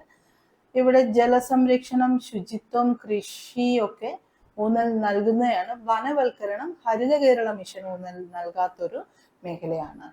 അടുത്ത് നോക്കിയേ, ദഹനരസത്തിൽ രാസാഗ്നികൾ ഒന്നുമില്ലാത്ത ദഹനഗ്രന്ഥി ഏതാണ്? കരളാണ് കേട്ടോ. ദഹനരസത്തിൽ രാസാഗ്നികൾ ഒന്നുമില്ലാത്ത ദഹനഗ്രന്ഥിയാണ് കരൾ. അടുത്തത്, രക്തത്തിൽ കാൽസ്യത്തിന്റെ അളവ് കുറയുന്നത് മൂലം ഉണ്ടാകുന്ന രോഗം ഏതാണ്? ടെറ്റനിയാണ് കേട്ടോ. ടെറ്റനിയുടെ പ്രത്യേകത എന്താണ്? രക്തത്തിൽ കാൽസ്യത്തിന്റെ അളവ് കുറയുന്നത് മൂലം ഉണ്ടാകുന്ന രോഗമാണ് ടെറ്റനി. അടുത്ത്, എലിപ്പനിക്ക് കാരണമായ രോഗകാരി ഏതാണ്? എലിപ്പനിക്ക് കാരണമായ രോഗകാരി ലെപ്റ്റോസ്പൈറയാണ്. ലെപ്റ്റോസ്പൈറയാണ് എലിപ്പനിക്ക് കാരണമായ രോഗകാരി. അടുത്ത്, എംഫിസിമ എന്ന രോഗത്തിന് കാരണം ഏതാണ്? എംഫിസിമ പുകവലി കാരണം ഉണ്ടാകുന്നതാണ് എംഫിസിമ. 4ാമത് ഇൻഡോ US ഹെൽത്ത് ഡയലോഗിന് വേദിയാകുന്ന ഇന്ത്യ നഗരം. ആ സമയത്ത് കറണ്ട് അഫെയർ ആയിരുന്നു. ന്യൂഡൽഹിയാണ്. ഒരു ഗോളീയ ദർപ്പണത്തിന്റെ വക്രത ആരം 30 സെന്റിമീറ്റർ ആണ്. ഈ ദർപ്പണത്തിന്റെ ഫോക്കസ് ദൂരം കണക്കാക്കുക. ഇതിന്റെ ആൻസർ 15 സെന്റിമീറ്റർ ആണ്. തുലന സ്ഥാനത്ത് നിന്നും ഒരു കണികയ്ക്ക് ഉണ്ടാകുന്ന ഏറ്റവും കൂടിയ സ്ഥാനാന്തരമാണ് അതിന്റെ ആയതി. അപ്പോൾ തുലന സ്ഥാനത്ത് നിന്നും ഒരു കണികയ്ക്കുണ്ടായ ഏറ്റവും കൂടിയ സ്ഥാനാന്തരത്തിന് എന്ത് പറയും? ആയതി എന്ന് പറയും. ഒരു ദിവസത്തെ ശരാശരി അന്തരീക്ഷ താപനില 35 ഡിഗ്രി സെൽഷ്യസ് ആണെങ്കിൽ ഫാരൻഹീറ്റ് സ്കെയിലിൽ ഈ താപനില എത്രയായിരിക്കും? 95 ഡിഗ്രി ഫാരനായിരിക്കും കേട്ടോ. ഓപ്ഷൻ ബി ആണ് ആൻസർ. ഉരുളക്കിഴങ്ങ് കൃഷിക്ക് അനുയോജ്യമായ മണ്ണിന്റെ pH മൂല്യം എത്രയാണ്? ഓപ്ഷൻ സി ആണ്, 5 ആണ്. pH 5 ആണ് ഉരുളക്കിഴങ്ങ് കൃഷിക്ക് അനുയോജ്യമായ മണ്ണിന്റെ pH മൂല്യം. അപ്പൊ കൃഷിക്ക് അനുയോജ്യമായതാണെങ്കിലോ, കൃഷിക്ക് അനുയോജ്യമായ pH മൂല്യം 6.5 മുതൽ 7.2 വരെയാണ്. ഇനി ക്യാബേജിനാണെങ്കിലോ 7 മുതൽ 8 വരെയുള്ള pH ആണ് ക്യാബേജിന് നല്ലത്. പൊട്ടറ്റോയുടെ കാര്യം, ഉരുളക്കിഴങ്ങിന്റെ കാര്യം നമ്മൾ പറഞ്ഞു, pH മൂല്യം 5 ആണ് പൊട്ടറ്റോയ്ക്ക് നല്ലത്. ഇനി ആസിഡ് ആണോ ആൽക്കലി ആണോ എന്ന് തിരിച്ചറിയാൻ നമുക്കറിയാം, 7ന് താഴോട്ടാണെങ്കിൽ ആസിഡും 7ൽ കൂടുതലാണെങ്കിൽ ആൽക്കലിയും ആണ്. pH 7 ഉള്ള ലായനിയെ നമ്മൾ എന്താ പറയുക? നിർവീര്യ വസ്തു എന്ന് പറയും കേട്ടോ. നിർവീര്യ വസ്തു. ഇനി ശുദ്ധജലത്തിന്റെ pH മൂല്യം 7 ആണ്. മഴവെള്ളത്തിന്റെ ആണെങ്കിൽ 5.6 ആണ്. വിനാഗിരിയുടെ 4.2 ആണ്. ചുണ്ണാമ്പ് വെള്ളത്തിന്റെ ആണെങ്കിൽ 10.5 ആണ്. പാലിൻ്റെതാണെങ്കിലോ 6.4 ആണ് പാലിന്റെ. ടൂത്ത് പേസ്റ്റിന്റെ ആണെങ്കിൽ 8.7 ആണ്. രക്തത്തിൻ്റെത് എപ്പോഴും ചോദിക്കാറുള്ളതാണ്. രക്തത്തിന്റെ pH മൂല്യം എത്രയാണ്? 7.4 ആണ്. അപ്പൊ ഇത്രയും കാര്യങ്ങൾ ഓർത്തിരിക്കുക. അടുത്ത ക്വസ്റ്റ്യൻ നോക്കാം. ആവർത്തന പട്ടികയിലെ കൃത്യമായ സ്ഥാനം നിർണയിക്കാത്ത മൂലകം ഏതാണ്? ഹൈഡ്രജൻ ആണ് കേട്ടോ. ആവർത്തന പട്ടികയിൽ കൃത്യമായ സ്ഥാനം നിർണയിക്കാത്ത മൂലകം ഹൈഡ്രജൻ ആണ്. താഴെ പറയുന്ന ഏത് രാസവസ്തുവിനെ നിർജ്ജലീകരിക്കാനാണ് സൾഫ്യൂറിക് ആസിഡ് ഉപയോഗിക്കുന്നത്? അമോണിയാണ്. അമോണിയെ നിർജ്ജലീകരിക്കാനാണ് സൾഫ്യൂറിക് ആസിഡ് ഉപയോഗിക്കുന്നത്. അടുത്ത്, ഇതിൽ ഏത് കായിക താരമാണ് ഗോൾഡൻ സ്ലാം കരസ്ഥമാക്കിയത്? സ്റ്റെഫി ഗ്രാഫ് ആണ്. Steffi Graf. സ്വാതന്ത്ര്യ ഭാരതത്തിൽ ആദ്യമായി ഒളിമ്പിക്സ് വ്യക്തിഗത മെഡൽ നേടിയ കായിക താരം ആരാണ്? KD ജാവദ് ആണ്. KD ജാദവ്. അടുത്ത്, താഴെ ഒരു 4 ഓപ്ഷൻ തന്നിട്ടുണ്ട്. ഇതിൽ ജ്ഞാനപീഠം അവാർഡ് നേടാത്തത് ആരാണ്? ജ്ഞാനപീഠ അവാർഡ് നേടാത്തത് ആരാണ്? ഓപ്ഷനിൽ വയലാർ രാമവർമ്മ, ONV കുറുപ്പ്, MT വാസുദേവൻ, അക്കിത്തം അച്യുതൻ നമ്പൂതിരി. ഇതിൽ ജ്ഞാനപീഠം അവാർഡ് നേടാത്തത് വയലാർ രാമവർമ്മയാണ്. അടുത്ത്, ഭാരതരത്ന അവാർഡ് കിട്ടിയ കായിക താരം ഇതിലേതാണ്? സച്ചിൻ ടെണ്ടുൽക്കർ ആണ് ഭാരതരത്ന അവാർഡ് കിട്ടിയ കായിക താരം. 2021 ICC T20 പുരുഷ ലോകകപ്പ് ക്രിക്കറ്റ് നടന്ന സ്ഥലം? ഓപ്ഷൻ സി ആണ്, യുണൈറ്റഡ് അറബ് എമിറേറ്റ്സ് ആണ്. ടോക്കിയോ 2020 ഒളിമ്പിക്സിൽ ഏറ്റവും കൂടുതൽ മെഡൽ നേടിയ രാജ്യം അമേരിക്കയാണ് കേട്ടോ. അമേരിക്ക. താഴെ പറയുന്നവയിൽ സെർച്ച് എഞ്ചിൻ ഏതാണ്? സെർച്ച് എഞ്ചിൻ ഇതിൽ ഏതാണ്? Options: Google Chrome, Mozilla fire force, Google, internet explorer. ഇതിൽ സെർച്ച് എഞ്ചിൻ ഏതാണ്? ഗൂഗിൾ ആണ് അല്ലെ. അപ്പോൾ ഗൂഗിൾ ക്രോം എന്ന് പറഞ്ഞാൽ എന്താണ്? വെബ് ബ്രൗസർ ആണ് അല്ലെ. നമുക്ക് വെബ്സൈറ്റ് ബ്രൗസ് ചെയ്ത് വെബ്സൈറ്റുകൾ എടുക്കാൻ പറ്റുന്നതാണ് വെബ് ബ്രൗസർ. ഓക്കെ. ഇനി മോസില്ല ഫയർഫോഴ്സും വെബ് ബ്രൗസർ ആണ്. ഇന്റർനെറ്റ് എക്സ്പ്ലോററും വെബ് ബ്രൗസർ ആണ്. അപ്പോൾ പ്രവർത്തനം നിർത്തിയ ഒരു വെബ് ബ്രൗസർ ആണ് ഇന്റർനെറ്റ് എക്സ്പ്ലോറർ. അടുത്ത, ബൂട്ടപ്പ് പ്രോഗ്രാം സൂക്ഷിച്ചു വെക്കുന്ന കമ്പ്യൂട്ടർ മെമ്മറി ഏതാണ്?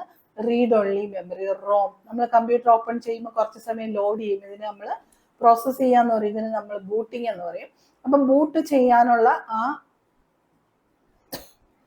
കാര്യങ്ങൾ, ബൂട്ട് ചെയ്യാൻ, ലോഡ് ചെയ്യാനുള്ള പ്രോഗ്രാംസിനെയൊക്കെ സൂക്ഷിച്ചു വെച്ചിരിക്കുന്ന മെമ്മറിയാണ് റീഡ് ഓൺലി മെമ്മറി റോം.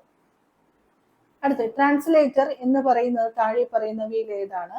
ഇവിടെ ലാംഗ്വേജ് പ്രോസസ്സറാണ് അല്ലെ. ട്രാൻസ്ലേറ്റർ എന്ന് പറഞ്ഞാൽ നമ്മൾ കൊടുക്കുന്ന ലാംഗ്വേജിന് കമ്പ്യൂട്ടറിന് അറിയില്ല, ആ ലാംഗ്വേജിനെ മാറ്റി മെഷീൻ ലാംഗ്വേജിലോട്ട് കൺവേർട്ട് ചെയ്ത് കൊടുക്കും. അതുപോലെ മെഷീൻ തരുന്ന ഔട്ട്പുട്ടിനെ കൺവേർട്ട് ചെയ്ത് നമുക്കറിയാവുന്ന ഹൈ ലെവൽ ലാംഗ്വേജ് ഇംഗ്ലീഷ് ലാംഗ്വേജിലോട്ട് കൺവേർട്ട് ചെയ്ത് തരുന്നതിന് എക്സാമ്പിൾ ആണ് ലാംഗ്വേജ് പ്രോസസ്സർ എന്ന് പറയുന്നത്. അതിന് എക്സാമ്പിൾ ഉണ്ട്, അസംബ്ലർ ഉണ്ട്, ഇന്റർപ്രറ്റർ ഉണ്ട്, അതുപോലെ തന്നെ കമ്പൈലർ ഉണ്ട്. ഇതൊക്കെ ലാംഗ്വേജ് പ്രോസസ്സേഴ്സിന് എക്സാമ്പിൾ ആണ്. അടുത്ത്, ഒരു വ്യക്തിയുടെ യൂസർ നെയിമും പാസ്വേഡുകളും ക്രെഡിറ്റ് കാർഡ് വിവരങ്ങളും എല്ലാം വ്യാജ വെബ്സൈറ്റ് മുഖേന മോഷ്ടിച്ചെടുക്കുന്ന രീതിക്ക് പറയുന്ന പേര് ഫിഷിംഗ്. ഓക്കെ, ഫിഷിംഗ് എന്ന് പറയാം. അപ്പൊ ഫിഷിംഗ് എന്ന് പറഞ്ഞാൽ എന്താണ്? ഒരു വ്യക്തിയുടെ യൂസർ നെയിമും പാസ്വേഡുകളും ക്രെഡിറ്റ് കാർഡ് വിവരങ്ങളും വ്യാജ വെബ്സൈറ്റ് മുഖേന മോഷ്ടിച്ചെടുക്കുന്ന രീതിക്ക് പറയുന്നതാണ് ഫിഷിംഗ്. അടുത്ത്, താഴെ പറയുന്നവയിൽ വിവരാവകാശ നിയമപ്രകാരം വിവരം എന്നതിന്റെ പരിധിയിൽ പരിഗണിക്കപ്പെടുന്നവ ഏതെല്ലാം? വിവരം ആയി പരിഗണിക്കപ്പെടുന്നത് ഏതെല്ലാം എന്നാണ് ചോദിക്കുന്നത്. സർക്കാരിന്റെ സർക്കുലറുകൾ, കുറിപ്പുകൾ, ഉത്തരവുകൾ, സർക്കാരിന്റെ വിവിധ കരാറുകൾ, ആ പൊതു അധികാരിക്ക് പ്രാപ്യമായ സ്വകാര്യ സ്ഥാപനത്തിലെ രേഖകൾ, ഔദ്യോഗിക ഇമെയിൽ സന്ദേശങ്ങൾ, ഇവയെല്ലാം വിവരാവകാശ നിയമപ്രകാരം വിവരം എന്നതിന്റെ പരിധിയിൽപ്പെടുന്നവയാണ്. അപ്പൊ 1 മുതൽ 4 വരെ എന്നുള്ളതാണ് ഇവിടുത്തെ ആൻസർ. അടുത്ത് നോക്കി, ഉപഭോക്തൃ സംരക്ഷണ നിയമത്തിന്റെ പരിധിയിൽ താഴെ പറയുന്നവയിൽ ഉപഭോക്താവായി പരിഗണിക്കപ്പെടുന്നവർ ആരെല്ലാം? നോക്കാം. തവണ വ്യവസ്ഥയിൽ ഒരു ഉൽപ്പന്നം വാങ്ങുന്ന വ്യക്തി, ഉപജീവനത്തിലല്ലാതെ വാണിജ്യ ആവശ്യത്തിന് വേണ്ടി മാത്രം ഉൽപ്പന്നങ്ങൾ വാങ്ങുന്ന വ്യക്തി, ഒരു ഉൽപ്പന്നം വാങ്ങിയ വ്യക്തിയുടെ അനുമതിയോടെ പ്രസ്തുത ഉൽപ്പന്നം ഉപയോഗിക്കുന്നയാൾ, സൗജന്യ നിരക്കിൽ സേവനങ്ങൾ ലഭിക്കുന്ന വ്യക്തി. അപ്പൊ ഇതിൽ ഉപഭോക്താവായി പരിഗണിക്കുന്നത് 1ഉം 3ഉം ആണ്. 1ഉം 3ഉം ആണ്. തവണ വ്യവസ്ഥയിൽ ഒരു ഉൽപ്പന്നം വാങ്ങുന്ന വ്യക്തിയും ഒരു ഉൽപ്പന്നം വാങ്ങിയ വ്യക്തിയുടെ അനുമതിയോടെ പ്രസ്തുത ഉൽപ്പന്നം ഉപയോഗിക്കുന്നയാൾ, ഇവരൊക്കെ ഉപഭോക്താവിന് എക്സാമ്പിൾ ആണ്. അടുത്ത്, 2005 ബാലാവകാശങ്ങൾ സംരക്ഷിക്കുന്നതിന് വേണ്ടിയുള്ള കമ്മീഷനുകൾ ആക്ട് പ്രകാരം താഴെ തന്നിരിക്കുന്നവയിൽ ഏതാണ് ബാലാവകാശങ്ങൾ എന്നതിനുള്ള നിർവചനം? ഓക്കെ, ബാലാവകാശ സംരക്ഷണ നിയമപ്രകാരം ബാലാവകാശങ്ങൾ എന്നുള്ളതിനുള്ള ഡെഫിനിഷൻ, നിർവചനം ഏതാണെന്നാണ് ചോദിക്കുന്നത്. ഇതിൽ ഓപ്ഷൻ സി ആണ് ആൻസർ. 1989 ബാലാവകാശ ഉടമ്പടിയിൽ അംഗീകരിക്കപ്പെട്ടതും ഇന്ത്യ സ്ഥിരീകരിച്ചിട്ടുള്ളതുമായ അവകാശങ്ങളാണ് ബാലാവകാശങ്ങൾ ആയി പരിഗണിക്കുന്നത്. അടുത്ത് നോക്കി, ഗാർഹിക പീഡന നിരോധന നിയമത്തിന്റെ അടിസ്ഥാനത്തിൽ ഗാർഹിക പീഡനത്തിന്റെ പരിധിയിൽ വരാത്തത് താഴെ പറയുന്നവയിൽ ഏതാണ്? ഇവിടെ ശാരീരിക പീഡനം, വൈകാരിക പീഡനം, സാമ്പത്തിക പീഡനം, ലൈംഗിക പീഡനം, ഇതെല്ലാം പീഡനത്തിന്റെ പരിധിയിൽ പെടുന്നതാണ്. നമുക്ക് വരാത്ത ഏതെന്നാ ചോദിച്ചത്, പക്ഷെ ഇതെല്ലാം വരും. അതുകൊണ്ട് ഓപ്ഷൻ ഡി, എല്ലാ സൂചനകളും പീഡനത്തിന്റെ പരിധിയിൽ വരുന്നതാണ്. ഓക്കെ, ഈ ക്വസ്റ്റ്യന് മുന്നേയുള്ള സെയിൽസ് അസിസ്റ്റന്റ് ക്വസ്റ്റ്യന് നോക്കിയപ്പോൾ നമുക്ക് എന്ത് മനസ്സിലായി? വിവരാവകാശം അല്ലെ, രണ്ടിലും ചോദിച്ചിട്ടുണ്ട് വിവരാവകാശം.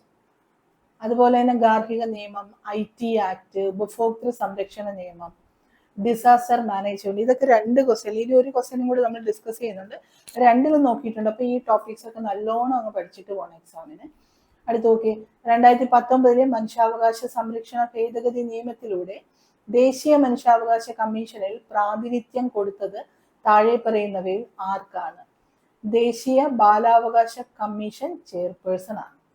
അടുത്ത ചോദ്യം 106/2016 എന്ന ചോദ്യക്കോടുള്ള അസിസ്റ്റന്റ് സെയിൽസ്മാന്റെ ക്വസ്റ്റ്യൻ പേപ്പർ ആണ്. അപ്പൊ ആദ്യത്തെ ക്വസ്റ്റ്യൻസ് ഒക്കെ, കുറച്ച് ക്വസ്റ്റ്യൻസ് ഒക്കെ ആ വർഷത്തെ കറണ്ട് അഫെയറുമായിട്ട് റിലേറ്റ് ചെയ്തതാണ്.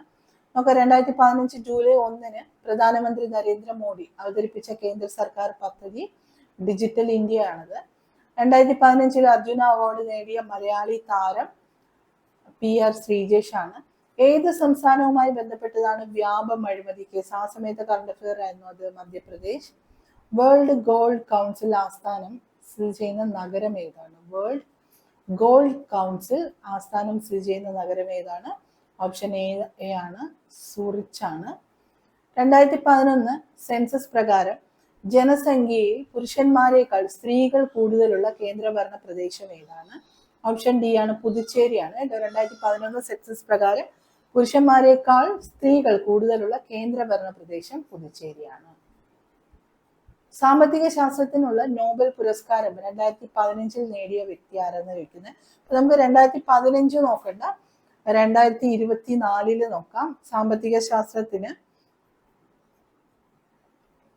നോബൽ പ്രൈസ് നേടിയ വ്യക്തികൾ ആരാണെന്ന് നോക്കാം. 3 വ്യക്തികൾക്കാണ് 2024 എക്കണോമിക്സിന്റെ നോബൽ പ്രൈസ് ഷെയർ ചെയ്തിട്ടുള്ളത്. Daron Acemoglu, Simon Johnson, James Robinson. 3 പേരും USA നിന്നുള്ളവരാണ്. അപ്പൊ ഇവരുടെ സ്റ്റഡി എന്താണെന്ന് ചോദിച്ചു കഴിഞ്ഞാൽ ഹൗ ഇൻസ്റ്റിറ്റ്യൂഷൻസ് ആർ ഫോംഡ്, എങ്ങനെയാണ് ഇൻസ്റ്റിറ്റ്യൂഷൻസ് ഫോം ചെയ്യുന്നതെന്നും അത് പ്രോസ്പെറിറ്റിയെ, ഈ ഇൻസ്റ്റിറ്റ്യൂഷൻസ് പ്രോസ്പെറിറ്റിയെ എങ്ങനെ അഫക്റ്റ് ചെയ്യുന്നു എന്നുള്ളതിന്റെ സ്റ്റഡീസിനാണ് ഈ 3 പേർക്ക് 2024 നോബൽ പ്രൈസ് ലഭിച്ചത്. അടുത്ത ചോദ്യം നോക്കിയേ. ചുവടെ ചേർത്തതിൽ ഏത് സാമൂഹ്യ പരിഷ്കർത്താവുമായാണ് ഊരാളുങ്കൽ ലേബർ കൺസ്ട്രക്ഷൻ സൊസൈറ്റിക്ക് ബന്ധമുള്ളത്? ഏതുമായിട്ടാണ്? വാഗ്ഫടാനന്ദനാണ് അല്ലെ. ഊരാളുങ്കൽ ലേബർ കൺസ്ട്രക്ഷൻ സൊസൈറ്റിയുമായി ബന്ധപ്പെട്ടത് ഈ തന്നിട്ടുള്ളതിൽ വാഗ്ഫടാനന്ദനാണ്. അടുത്ത നോക്കിയേ. ഏത് രാജ്യത്തെ കറൻസിയാണ് നാഫ്ക? നാഫ്ക ഏത് രാജ്യത്തെ കറൻസിയാണ്? ഓപ്ഷൻ ബി ആണ്, എറിത്രിയാണ്. ചുവടെ ചേർത്തതിൽ ഇന്ത്യൻ സ്വാതന്ത്ര്യ ലബ്ധിയുടെ 50ാം വാർഷികത്തിൽ പ്രഖ്യാപിച്ച പഞ്ചവത്സര പദ്ധതി ഏതാണ്? 9ാമത്തെ പഞ്ചവത്സര പദ്ധതിയാണ് ഇന്ത്യൻ സ്വാതന്ത്ര്യ ലബ്ധിയുടെ 50ാം വാർഷികത്തിൽ പ്രഖ്യാപിച്ച പഞ്ചവത്സര പദ്ധതി. ലോക നാട്ടറിവ് ദിനം ആചരിക്കുന്നത്? ലോക നാട്ടറിവ് ദിനം ആചരിക്കുന്നത് എന്നാണ്? ഓപ്ഷൻ സി ആണ്, ഓഗസ്റ്റ് 22 ലോക നാട്ടറിവ് ദിനമായി ആചരിക്കുന്നത്. 2016 ആ സമയത്തുള്ള കറണ്ട് അഫെയർ ആണിത്. കേരള ഗവൺമെന്റിന്റെ ഗ്ലോബൽ ആയുർവേദ വില്ലേജ് പ്രോജക്റ്റിന്റെ നോഡൽ ഏജൻസി ഏതാണ്? ഓപ്ഷൻ സി ആണ്, കിൻഫ്ര ആണ് കേട്ടോ. കേരള ഗവൺമെന്റിന്റെ ഗ്ലോബൽ ആയുർവേദ വില്ലേജ് പ്രോജക്റ്റിന്റെ നോഡൽ ഏജൻസി ആയിട്ട് വർക്ക് ചെയ്യുന്നത് കിൻഫ്രയാണ്. അടുത്ത എന്തിനെ കുറിച്ചുള്ള പഠനമാണ് എപ്പിഗ്രാഫി? എപ്പിഗ്രാഫി എന്തിനെ കുറിച്ചുള്ള പഠനമാണ്? ശാസനങ്ങളെ കുറിച്ചുള്ള പഠനമാണ്. ചുവടെ ചേർത്തവയിൽ ആറാട്ടുപുഴ വേലായുധ പണിക്കരുമായി ബന്ധപ്പെട്ട സമരം ഏതാണ്? ഓപ്ഷൻ സി ആണ്, മൂക്കുത്തി സമരമാണ്. മൂക്കുത്തി സമരമാരുമായി ബന്ധപ്പെട്ടിരിക്കുന്നു ആറാട്ടുപുഴ വേലായുധ പണിക്കർ. 2016 ആ സമയത്തുള്ള റിപ്പബ്ലിക് ദിനത്തിലെ മുഖ്യ അതിഥി ആരെന്നാണ് നമ്മളോട് ചോദിച്ചിരിക്കുന്നത്.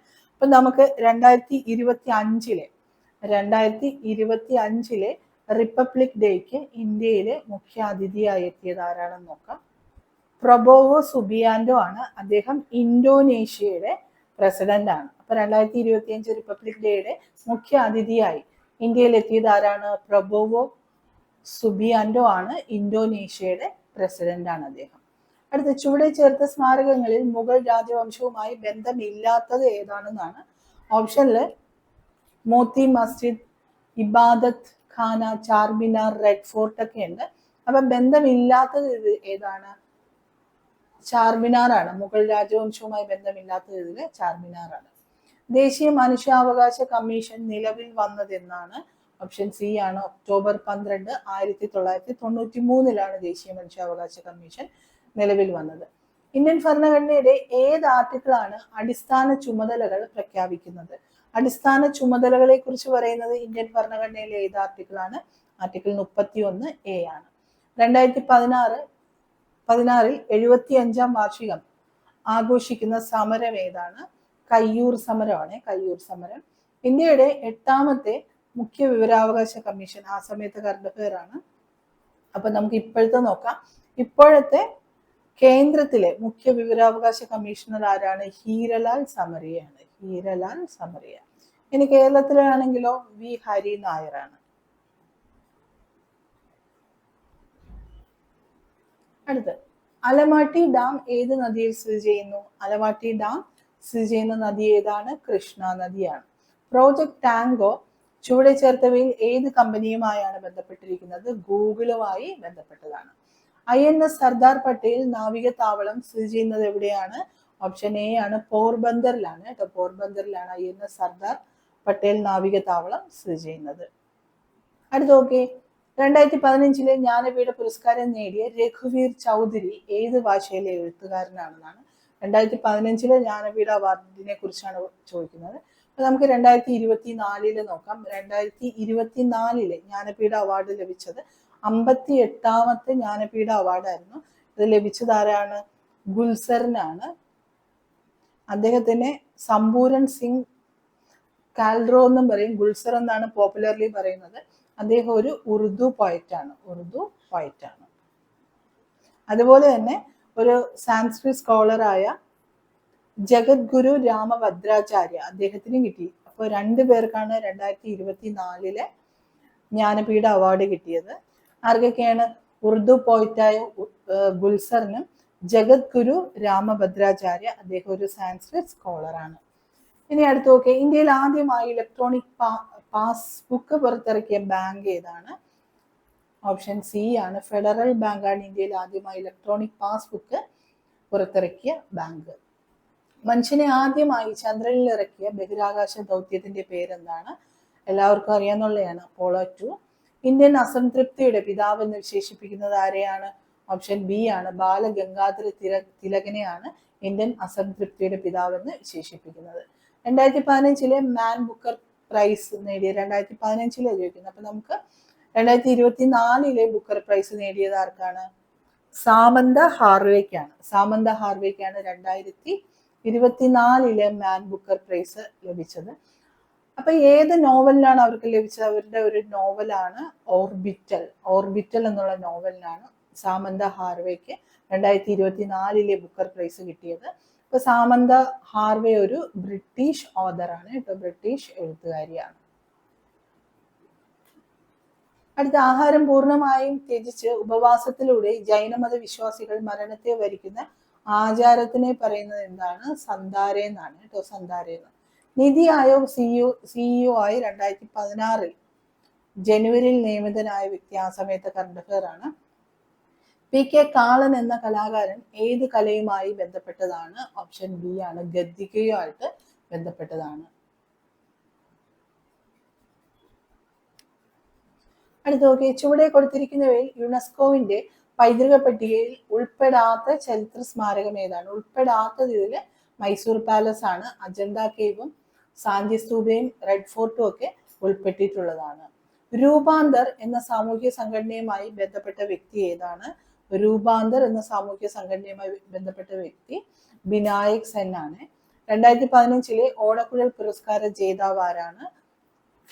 ആ സമയത്ത് എസ് ജോസഫ് ആണ്. നമുക്ക് 2024 നോക്കാം. 2024 ഓടക്കുഴൽ പുരസ്കാര ജേതാവ് എ അരവിന്ദാക്ഷനാണ്. അദ്ദേഹത്തിന്റെ നോവലായ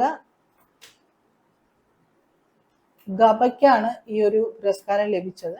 അതുപോലെ ഓടക്കുഴൽ പുരസ്കാരം നൽകുന്നത് ഗുരുവായൂരപ്പൻ ട്രസ്റ്റും ആണെന്നുള്ള കാര്യം ഓർത്തിരിക്കുക. അടുത്ത്, യൂറോപ്യൻ ക്ലബ് ഫുട്ബോൾ ലീഗിൽ ഏത് ടീമുകൾ തമ്മിലുള്ള മത്സരമാണ്? അത് ആ സമയത്ത് കറണ്ട് അഫയർ ആയിരുന്നു. അടുത്ത് നോക്കി, 2016 സർക്കാർ ജോലികൾക്ക് 35% വനിതാ സംവരണം പ്രഖ്യാപിച്ച സംസ്ഥാനം ബീഹാർ ആയിരുന്നു. JC ഡാനിയേലിന്റെ ജീവിതകഥ അടിസ്ഥാനമാക്കിയ സെല്ലുലോയിഡ് എന്ന സിനിമയുടെ സംവിധായകൻ ആരായിരുന്നു? ഓപ്ഷൻ ഡി ആണ്, കമലാണ്. ഇന്ത്യയിൽ IT ആക്ട് നിലവിൽ വന്നത് വളരെ ഇമ്പോർട്ടൻ്റ് ആയിട്ടുള്ള ഒരു ക്വസ്റ്റ്യൻ ആണിത്. ഒക്ടോബർ 17, 2000 ഇന്ത്യയിൽ IT ആക്ട് നിലവിൽ വന്നത്. അടുത്ത്, ഇന്ത്യ വിക്ഷേപിച്ച ആദ്യത്തെ സമ്പൂർണ്ണ കാലാവസ്ഥ പഠന ഉപഗ്രഹം ഏതാണ്? കൽപ്പന 1 ആണ്. സത്രിയ എന്ന ക്ലാസിക്കൽ നൃത്തരൂപം നിലവിലുള്ള സംസ്ഥാനം ഏതാണ്? സത്രിയ എന്നും സെത്രി എന്നൊക്കെ പറയും. ആസാമിലാണിത്. അധ്യക്ഷ പദവി പട്ടികവർഗ വിഭാഗത്തിന് സംവരണം ചെയ്യപ്പെട്ട കേരളത്തിലെ മുനിസിപ്പാലിറ്റി ഏതാണ്? ഓപ്ഷൻ ബി ആണ്, മാനന്തവാടി. സിക്കിം ടിബറ്റ് ഇവയെ തമ്മിൽ ബന്ധിപ്പിക്കുന്ന ചുരം ഏതാണ്? സിക്കിമിനെയും ടിബറ്റിനെയും തമ്മിൽ ബന്ധിപ്പിക്കുന്ന ചുരം നാഥുല ചുരമാണ്. ഓക്കെ, അപ്പൊ നാഥുല ചുരം സിക്കിമിനെയും ടിബറ്റിനെയും തമ്മിൽ ബന്ധിപ്പിക്കുന്നു. ഷിപ്കിലാബ് ചുരം ആണെങ്കിലോ ഹിമാചൽ പ്രദേശിനെയും ടിബറ്റിനെയും തമ്മിൽ ബന്ധിക്കുന്നു. ലിപു ലേക്ക് ചുരമാണെങ്കിലോ ഉത്തരാഖണ്ഡിനെയും ടിബറ്റിനെയും തമ്മിൽ ബന്ധിപ്പിക്കുന്നതാണ്. സോജില ചുരമാണെങ്കിലോ കാശ്മീരിനെയും ലേയെയും തമ്മിൽ ബന്ധിപ്പിക്കുന്ന ചുരമാണ്. അടുത്ത് നോക്കാം, കേരളത്തിലെ പ്രശസ്തമായ ഇല്ലൻ മാസിക ഇന്ന്, ഇതിന്റെ പത്രാധിപർ ആരാണ്?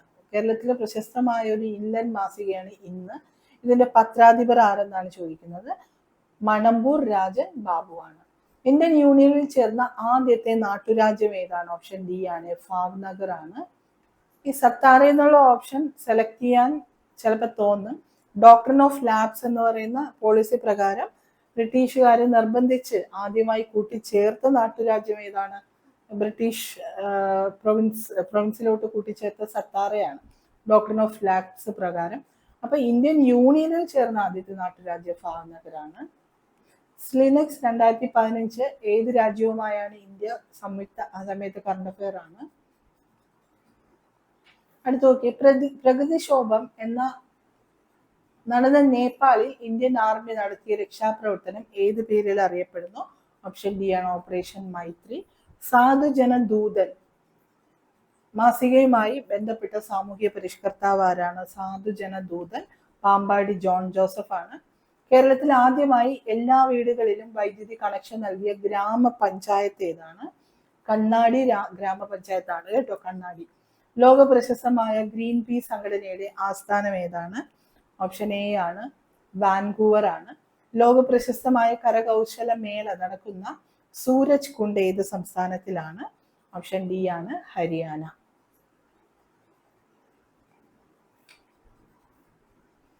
അടുത്ത്, ദേശീയ വനിതാ കമ്മീഷന്റെ ആദ്യത്തെ ചെയർപേഴ്സൺ ആരാണ്?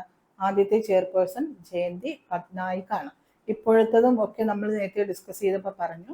1857 കലാപത്തിൽ ലക്നൌവിൽ നേതൃത്വം നൽകിയത് ആരായിരുന്നു? കണ്ടോ, ഇതിന് കഴിഞ്ഞ ക്വസ്റ്റ്യൻ പേപ്പറിൽ ഇത് കണ്ടു. ലക്നൌവിൽ നേതൃത്വം നൽകിയത് ആരാണ്? ബീഗം ഹസ്രത് മകളാണ്. ചുവടെ ചേർത്തതിൽ ആരുടെ ചരമദിനമാണ് മഹാപരിനിർവാണ ദിവസമായി ആചരിക്കുന്നത്? BR അംബേദ്കറിന്റെ ചരമദിനമാണ് മഹാപരിനിർവാണ ദിവസമായി ആചരിക്കുന്നത്. അടുത്ത നോക്കി, വ്യാഴത്തെ കുറിച്ച് പഠിക്കാൻ നാസ അയച്ച ഉപഗ്രഹത്തിന്റെ പേരെന്താണ്? ജൂനോ ആണ്. മികച്ച സഹനടിക്കുള്ള ദേശീയ പുരസ്കാരം ചലച്ചിത്ര താരം കൽപ്പന നേടിയത് ഏത് സിനിമയ്ക്കാണ്? ആ സമയത്ത് കറണ്ട് അഫെയർ ആണിത്. അടുത്ത് നോക്കാം, കേരളത്തിൽ കുടുംബശ്രീ ഉദ്ഘാടനം ചെയ്തത് എന്നാണ്?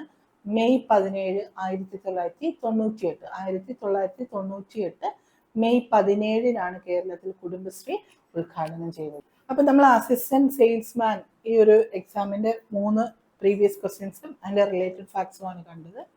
വീഡിയോ ഇഷ്ടമായാൽ തീർച്ചയായും ലൈക്ക് ചെയ്യണം, ഷെയർ ചെയ്യണം, കമന്റ് ചെയ്യാനും മറക്കരുത്. Thank you.